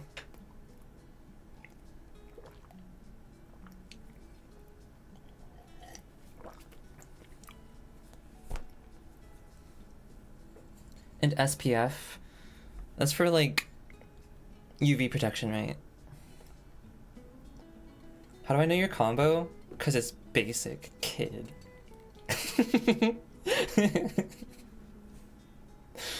No, because it's my combo, that's why. See, I don't do the SPF because I never go outside. I may go on walks sometimes, but...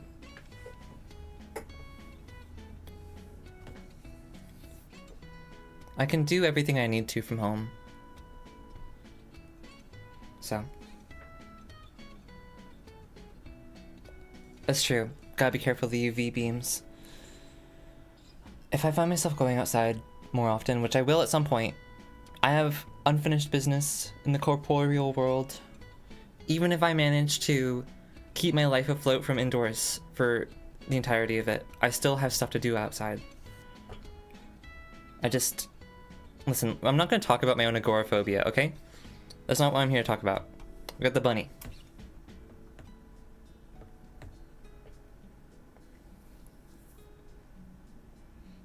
Damn. Sun hater.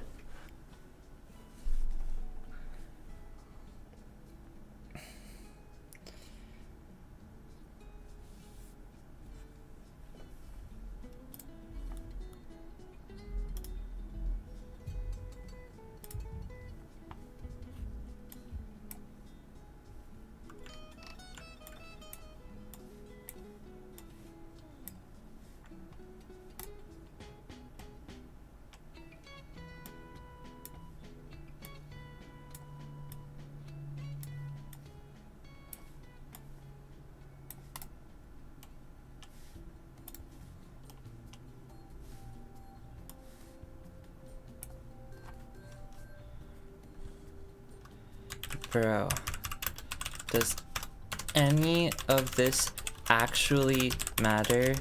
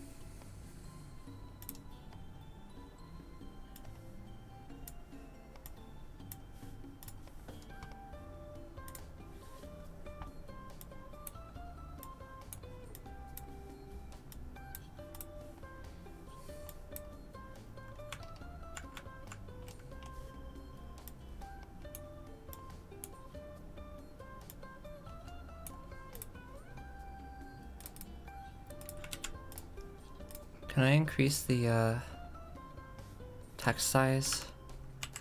No.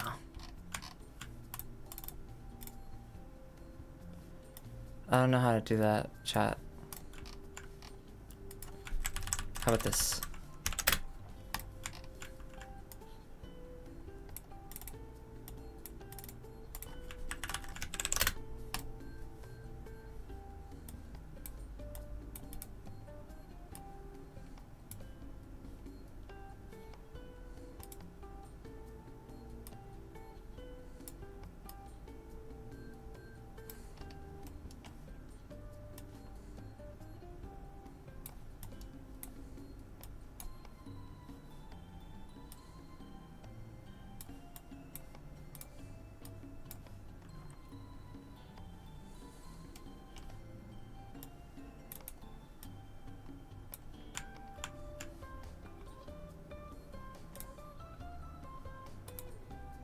Aw. Gotta arrange this better.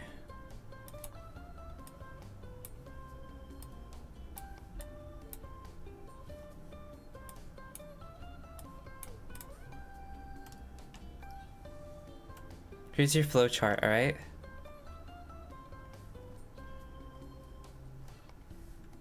Wait, this isn't good.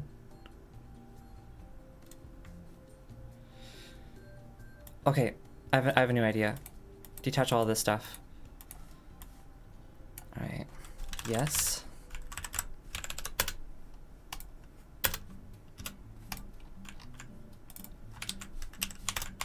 No.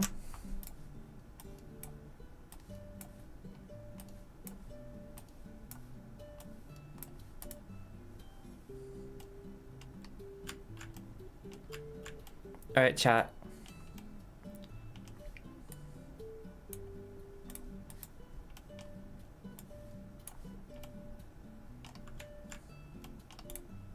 Pick your poison.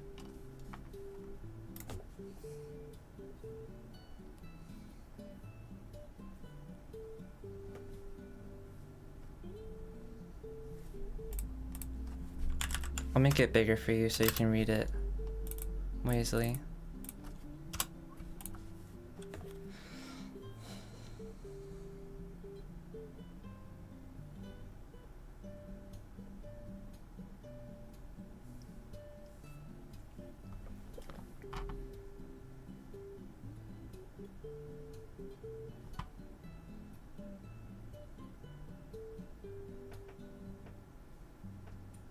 Make the picture bigger? Okay. Is this sufficient?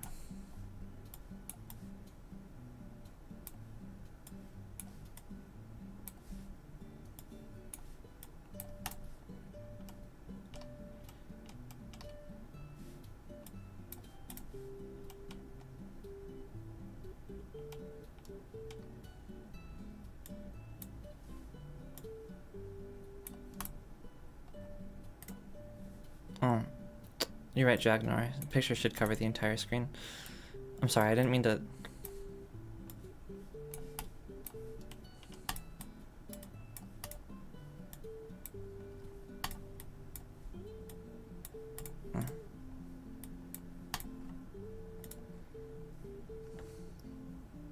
Stretch it? Oh, sorry, I can't do that.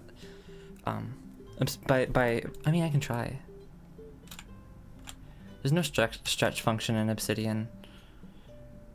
It can only be at its original aspect ratio.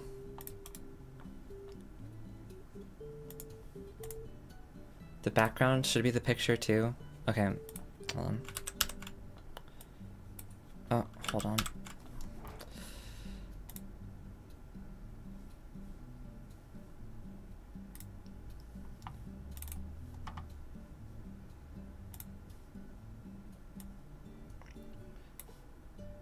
Let me just...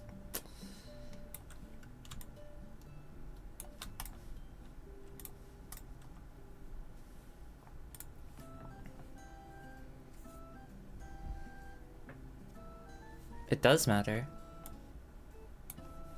But that means we have to look away from the picture. I even made it complicated, so like...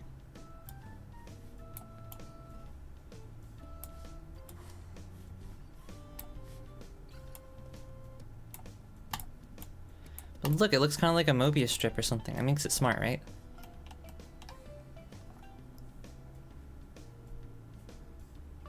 Change your PFP as well to the picture.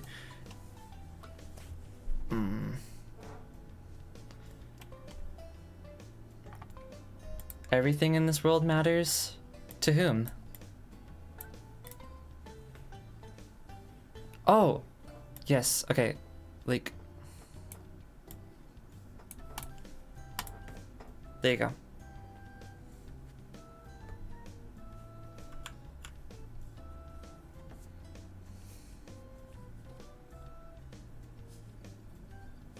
Real rabbit versus fake rabbit?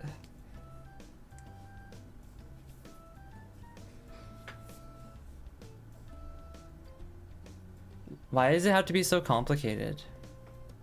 Let's make it bigger again.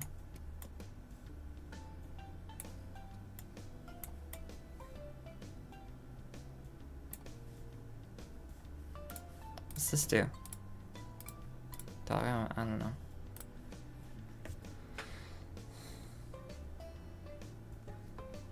What's this? No. Canvas settings? Oh. Read only? I like that.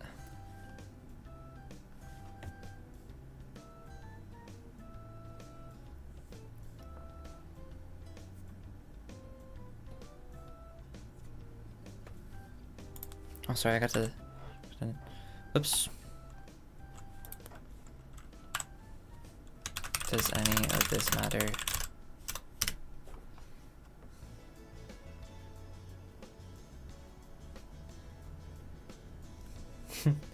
So, the moral of the story is that it can be very tempting to embrace what feels nice to embrace.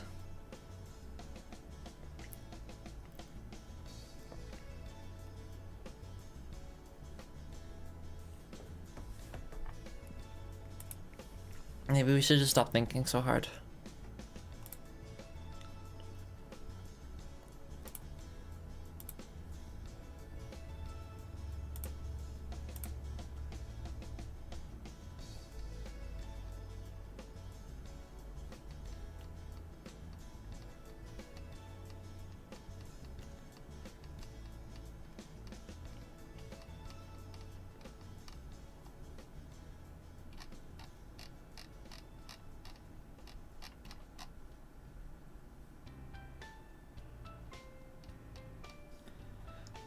Hold on, that's the wrong song.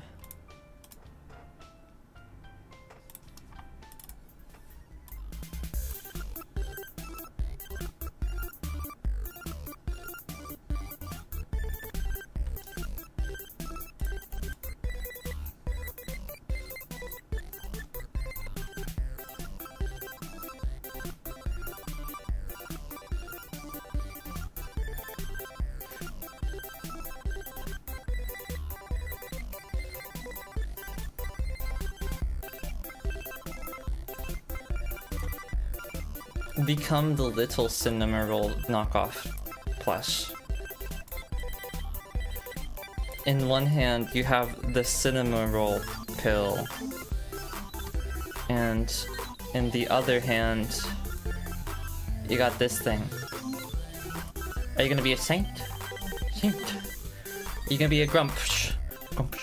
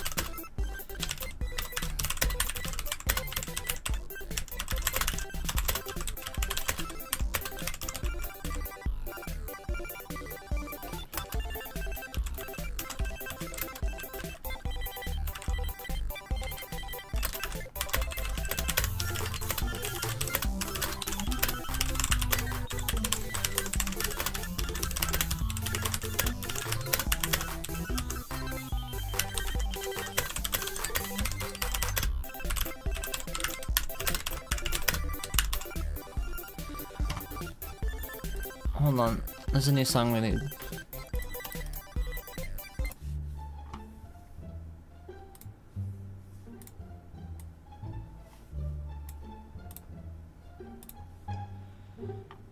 What? Do you need something? Sorry, I can show the writing better.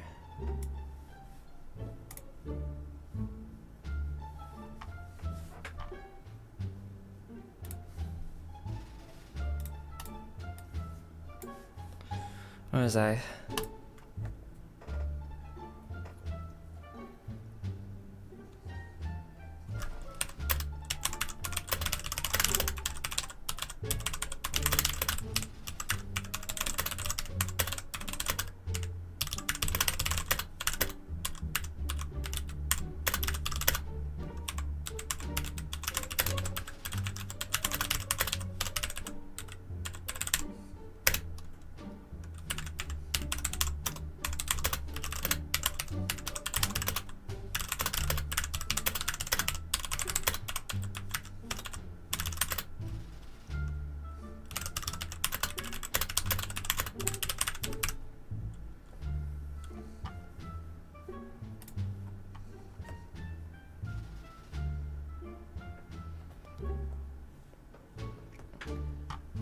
Okay.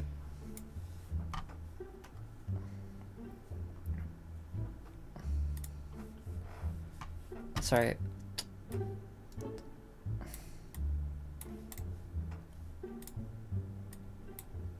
I actually made the wrong window bigger.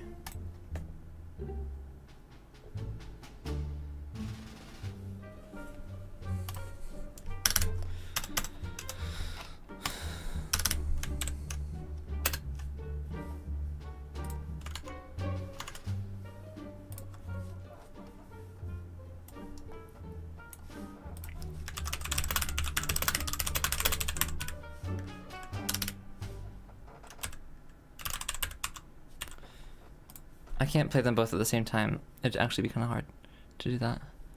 What's this? Scheming Weasel? Anyone know Scheming Weasel?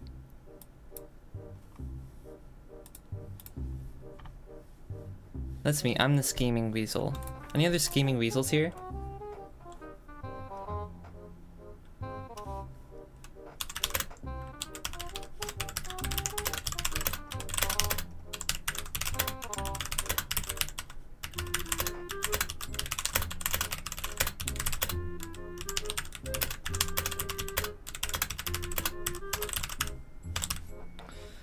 Sorry, I had chat closed. Candyland by Tobu next? Maybe someday.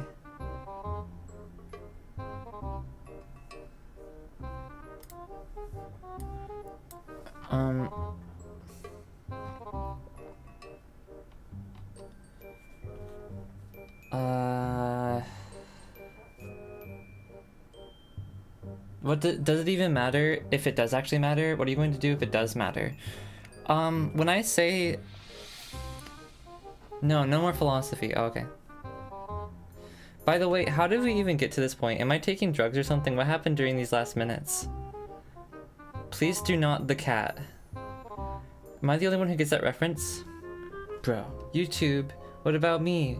Ruby, tell them. How do I mute you guys? The slow descent into madness. Sneaky snitch. Can I success Candyland by Tobu next? You should play the two songs at the same time. Sick magic spell you're conjuring. Thumbs up. Spring in my step. Wah! Brain! Deep fryer. Blech. I'm glad I'm caught up. Now, I'm not gonna interpret any of what you said. Whatsoever. In fact, I don't think I understand the semantic meaning of anything that was said. I only understand like how to make the sounds. Sorry, that's just how it is.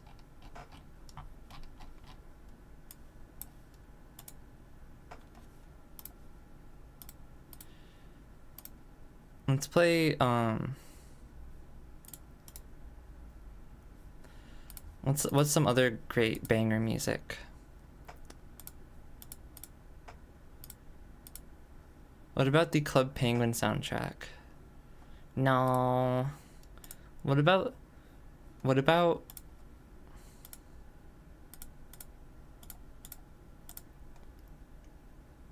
dog, I don't know.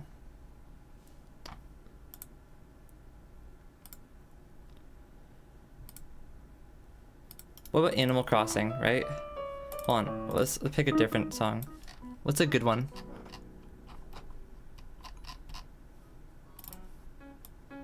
Yeah, here you go. Oh, actually, I have a good idea.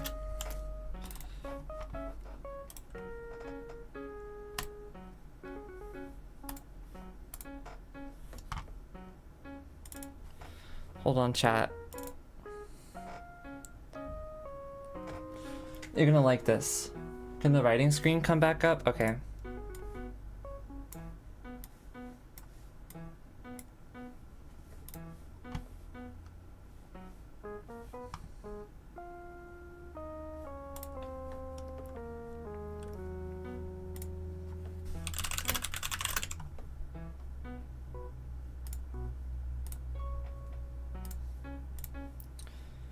Oh, sorry, it's not capturing.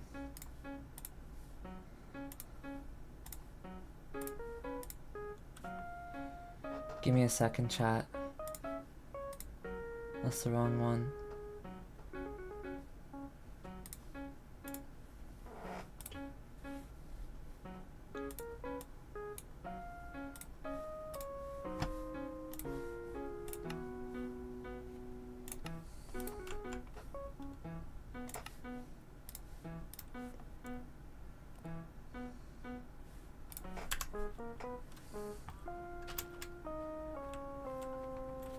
Oh, my skin doesn't work.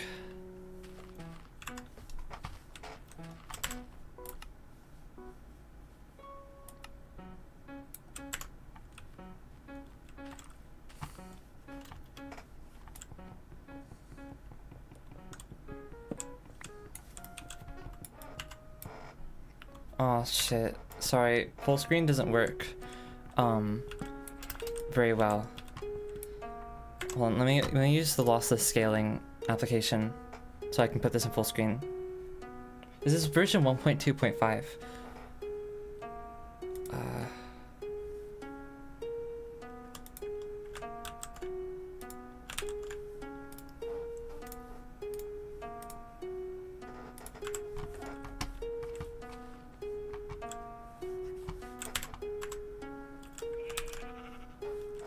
Lossless scaling doesn't work very well in this version.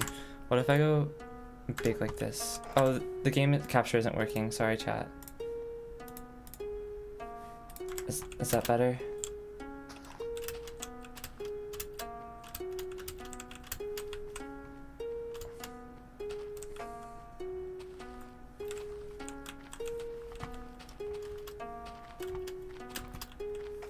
This is the version I grew up on.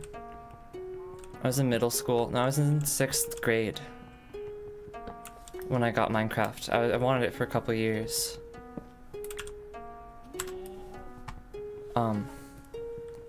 But I grew up in poverty, so I couldn't just buy video games. And even when I did get a video game, like Minecraft, none of the computers that we had were able to run it above like 5 frames per second. So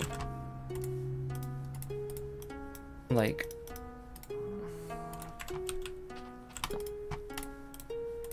yeah, you know.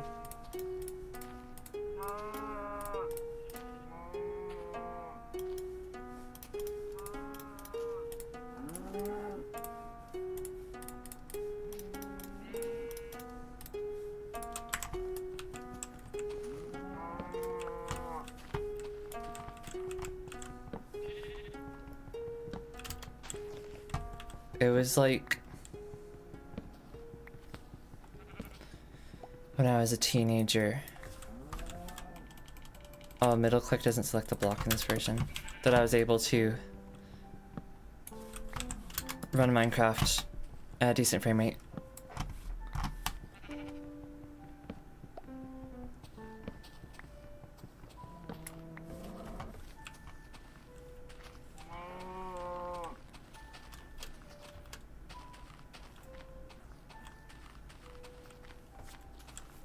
You ever played Mineplex? Apparently it's back now. Really? Yeah, I remember playing it. I think Captain Sparkles was playing on Mineplex. And I think Beige and Canadian played on it too. And that's how I knew about it. Can we do a Minecraft SMP? Maybe in the distant future, I will do another Minecraft SMP. The last one I did was when Shapespheres, the Critical Strike developer, was hosting a Minecraft server via the free Minecraft hosting service, Aternos, probably. The thing is that when Shapespheres would go offline, the Minecraft server would go down if nobody was online for 15 minutes. And Canadian pink eye incident. After this stream ends, I'm gonna go listen to set music. Hold on, let me look at this. What version is this? Look at the old textures I see. I used to know a little bit of programming and then I stopped, and now I'm scared to go back because I have to start from square one and that makes me feel dumb. I'm not good with programming. Oh, sorry chat.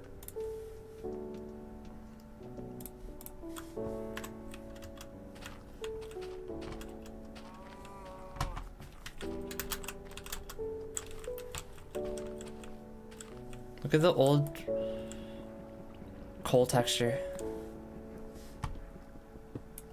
It's like the good old days.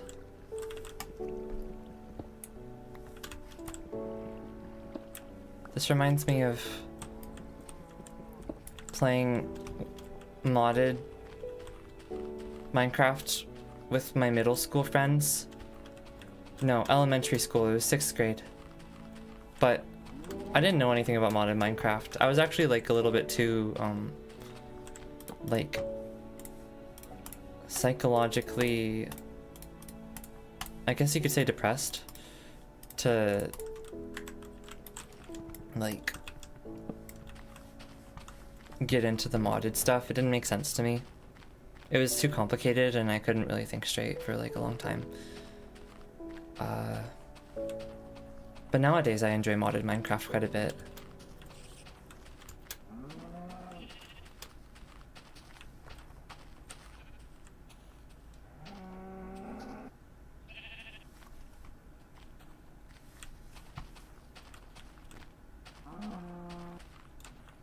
But like there were mods like I don't remember what they were, but they added like new weapons to the game, which I thought was interesting, and I totally wanted to be good at PvP. But like I was playing on a laptop, like literally on my lap, you know?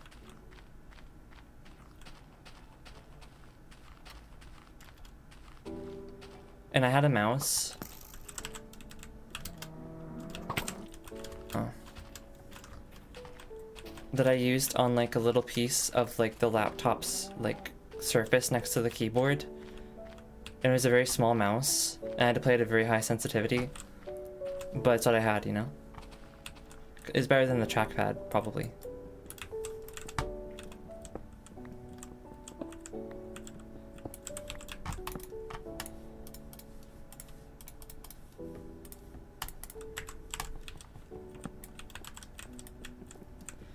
Is this like the Minecraft equivalent of like your Soviet grandma talking about like bread lines?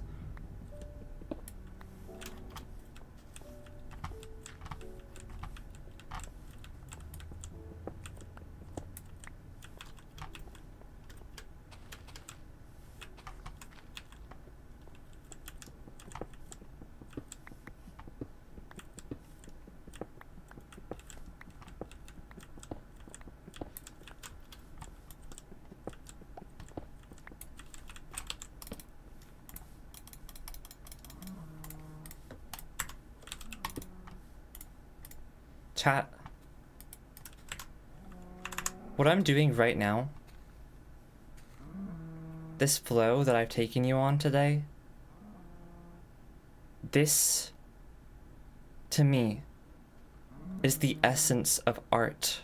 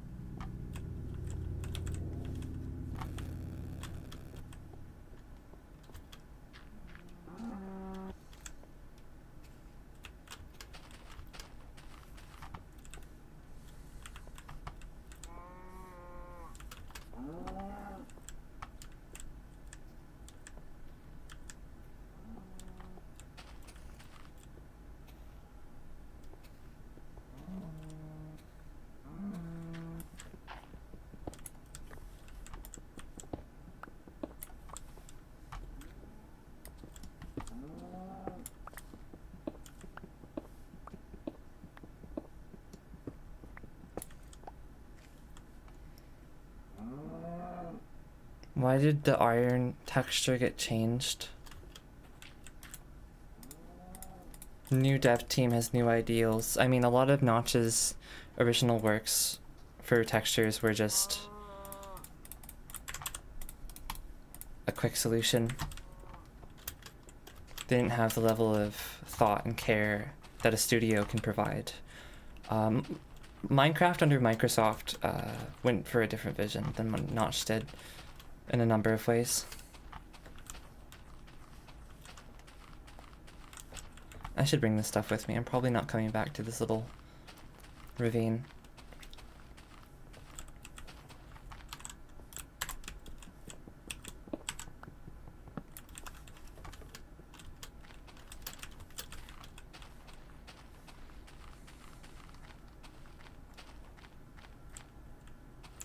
Pet dog or cat. That's true, we should get one of those. For now, we're gonna get some wool.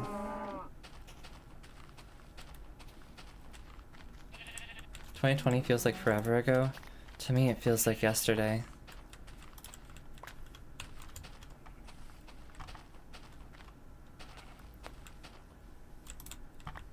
Each sheep gave me 3 wool. Was I just lucky, or Was that always the drop chance? Hey, Shamrock. Oh no, I got lucky.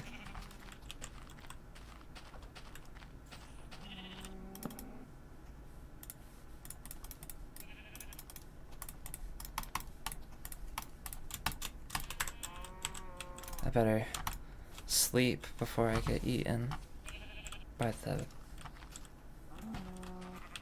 all the good things ended in 2020 for you. I'm sorry to hear that.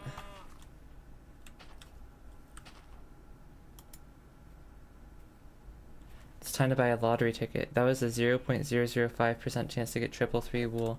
I believe you made that up.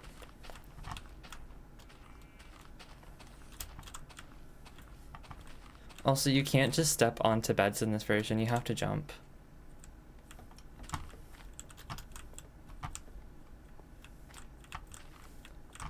Alright.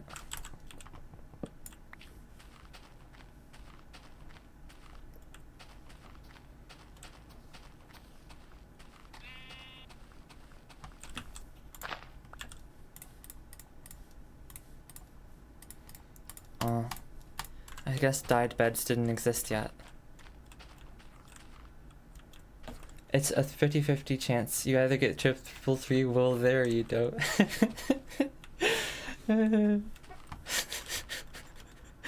Yeah, Dragnor.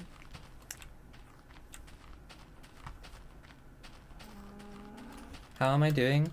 I'm okay. Spy Dogs is gonna get going, or should get going. Of course. I'm not sure if I'll stream again tomorrow, but today I wanted to clear up yesterday's mess. I don't like the ecospace of content. I don't like being an accessory to a company's financial interests, and I don't like the fact that in order for me to reach a broad audience, I must align with the interests of YouTube and furthermore Google. Because of course, the content recommendation algorithm is crafted based on their evaluation of YouTube as an asset.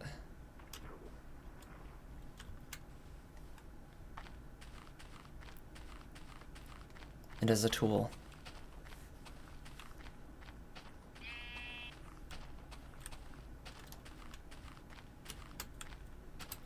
Did you try to dye the bed by combining it with yellow dye? I did. Didn't work. I'm pretty sure the update that introduced dyed beds also introduced the default color of bed being white. Because if you use white wool, then you'll make a white bed. If you use gray wool, well, the default color of the bed's not white, it's actually the color of wool that you use. It's just that white sheep are the most common. You know, I have a particular nostalgia for over here.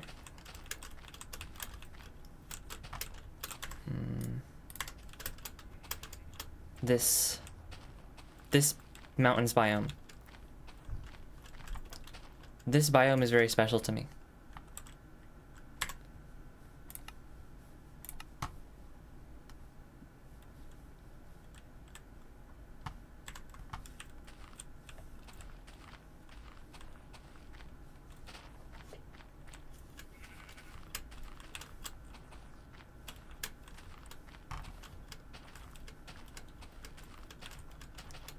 There's a jungle here. What is this biome called? Extreme Hills. Yes, it is a swamp here.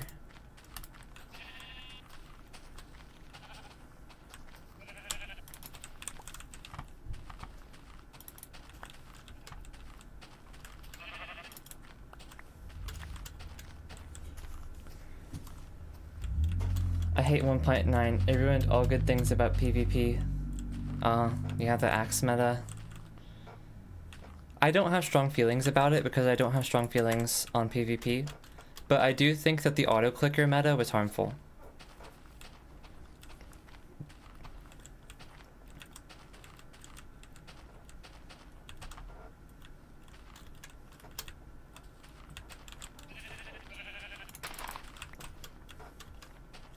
But I'm not here to debate this.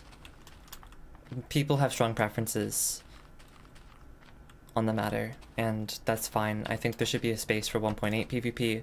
I think there should be a space for 1.9 PvP.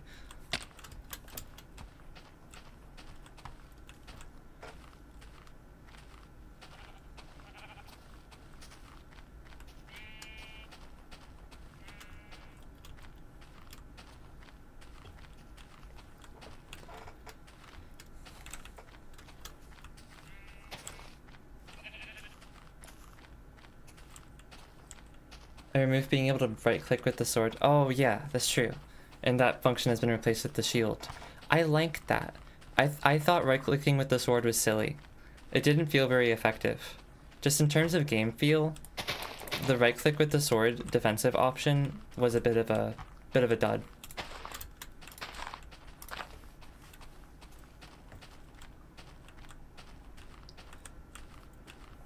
We have a 1 in 15,300 chance to get hit by lightning once in a lifetime. Like in real life or in Minecraft? Because I've gotten struck by lightning in Minecraft before. It was forever ago. It was like version 1.6 or something. And I was moving some netherrack, and I was holding netherrack in my hand. And I don't know if this was a myth or actually a fact, but I believe that netherrack is more likely to get struck by lightning.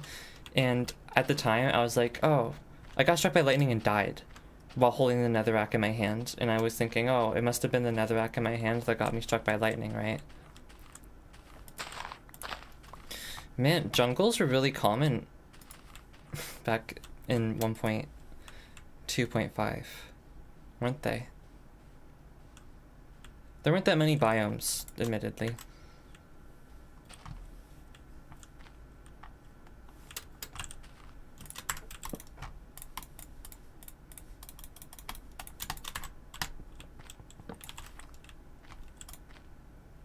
No paddles. And you couldn't stand on the boat as easily. Also, you right click to dismount in this version, not left shift, which is kind of bonkers.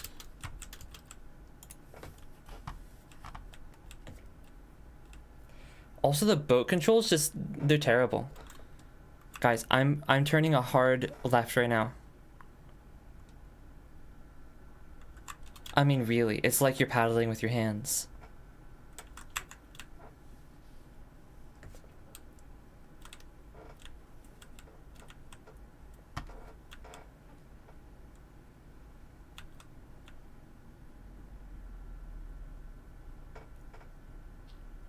In real life, okay, it's a lightning chance. I got struck by lightning in MC by walking outside my house and then suddenly getting hit. You think you have it saved? Oh, wild. Well, you have that chance, just like statistically, that as a human being, you may get struck by lightning at this rate, but if you have safe practices in regards to lightning, or unsafe practices in regards to lightning, then that's going to affect your chances of getting hit. Like, if you spend all your time hanging out around lightning rods, or like going outside in a thunderstorm and like hanging out at like the top of a hill, you're gonna get struck, you know? If you go for a run in a thunderstorm, you're more likely to get struck. If you never go outside ever, lightning physically can't get to you unless it goes through your house. And my boat broke. But the lightning can't go through your house, probably. It'll just go into any electricity around you. But like, it can go into your house. If you're like in the shower, then it can go through the pipes and then through the water and then strike you. Every year, some people do succumb to that fate.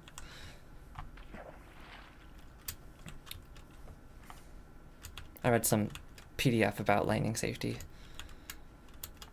one time. So, pyramids didn't exist in this version of Minecraft. So we're not going to be finding anything interesting in the desert.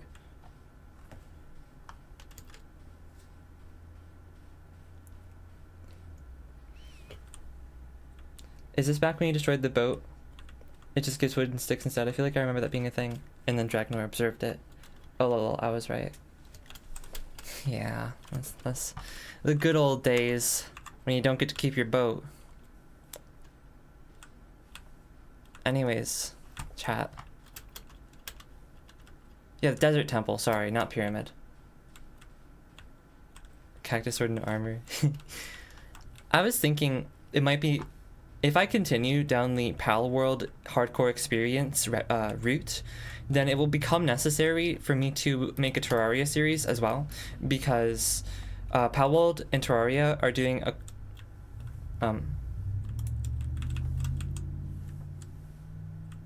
guys, my game froze.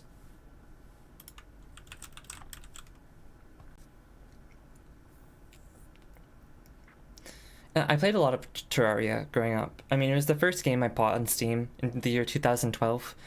It was on sale for $2.50. My mom bought it for me.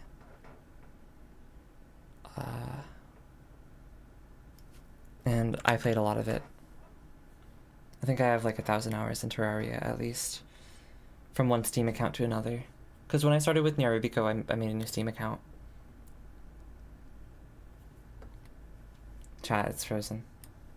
It's not gonna get unfrozen. I have to kill the process.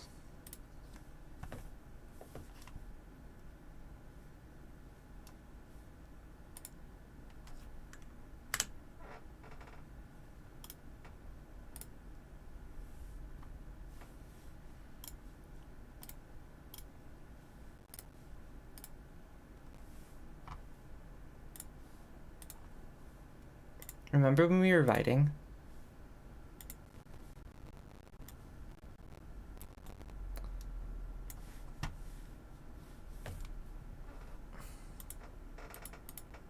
Task Manager went unresponsive when I tried to close Minecraft. Chat. It's not looking good.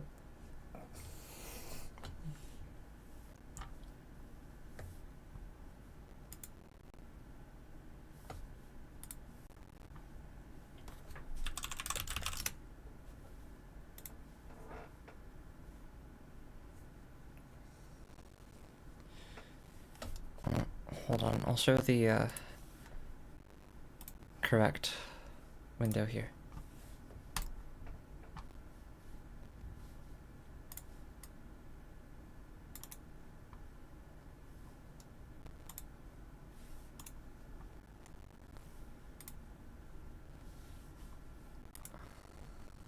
My cursor's lagging a lot.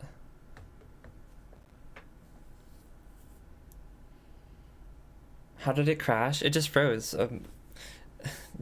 Minecraft and Task Manager are both unresponsive. It's not looking good. Jagno has 400 hours on modded Terraria. That's quite a bit. I never got into modded Terraria. Do not frag Jagno on Steam unless you want 3 Tmud launcher pop-ups.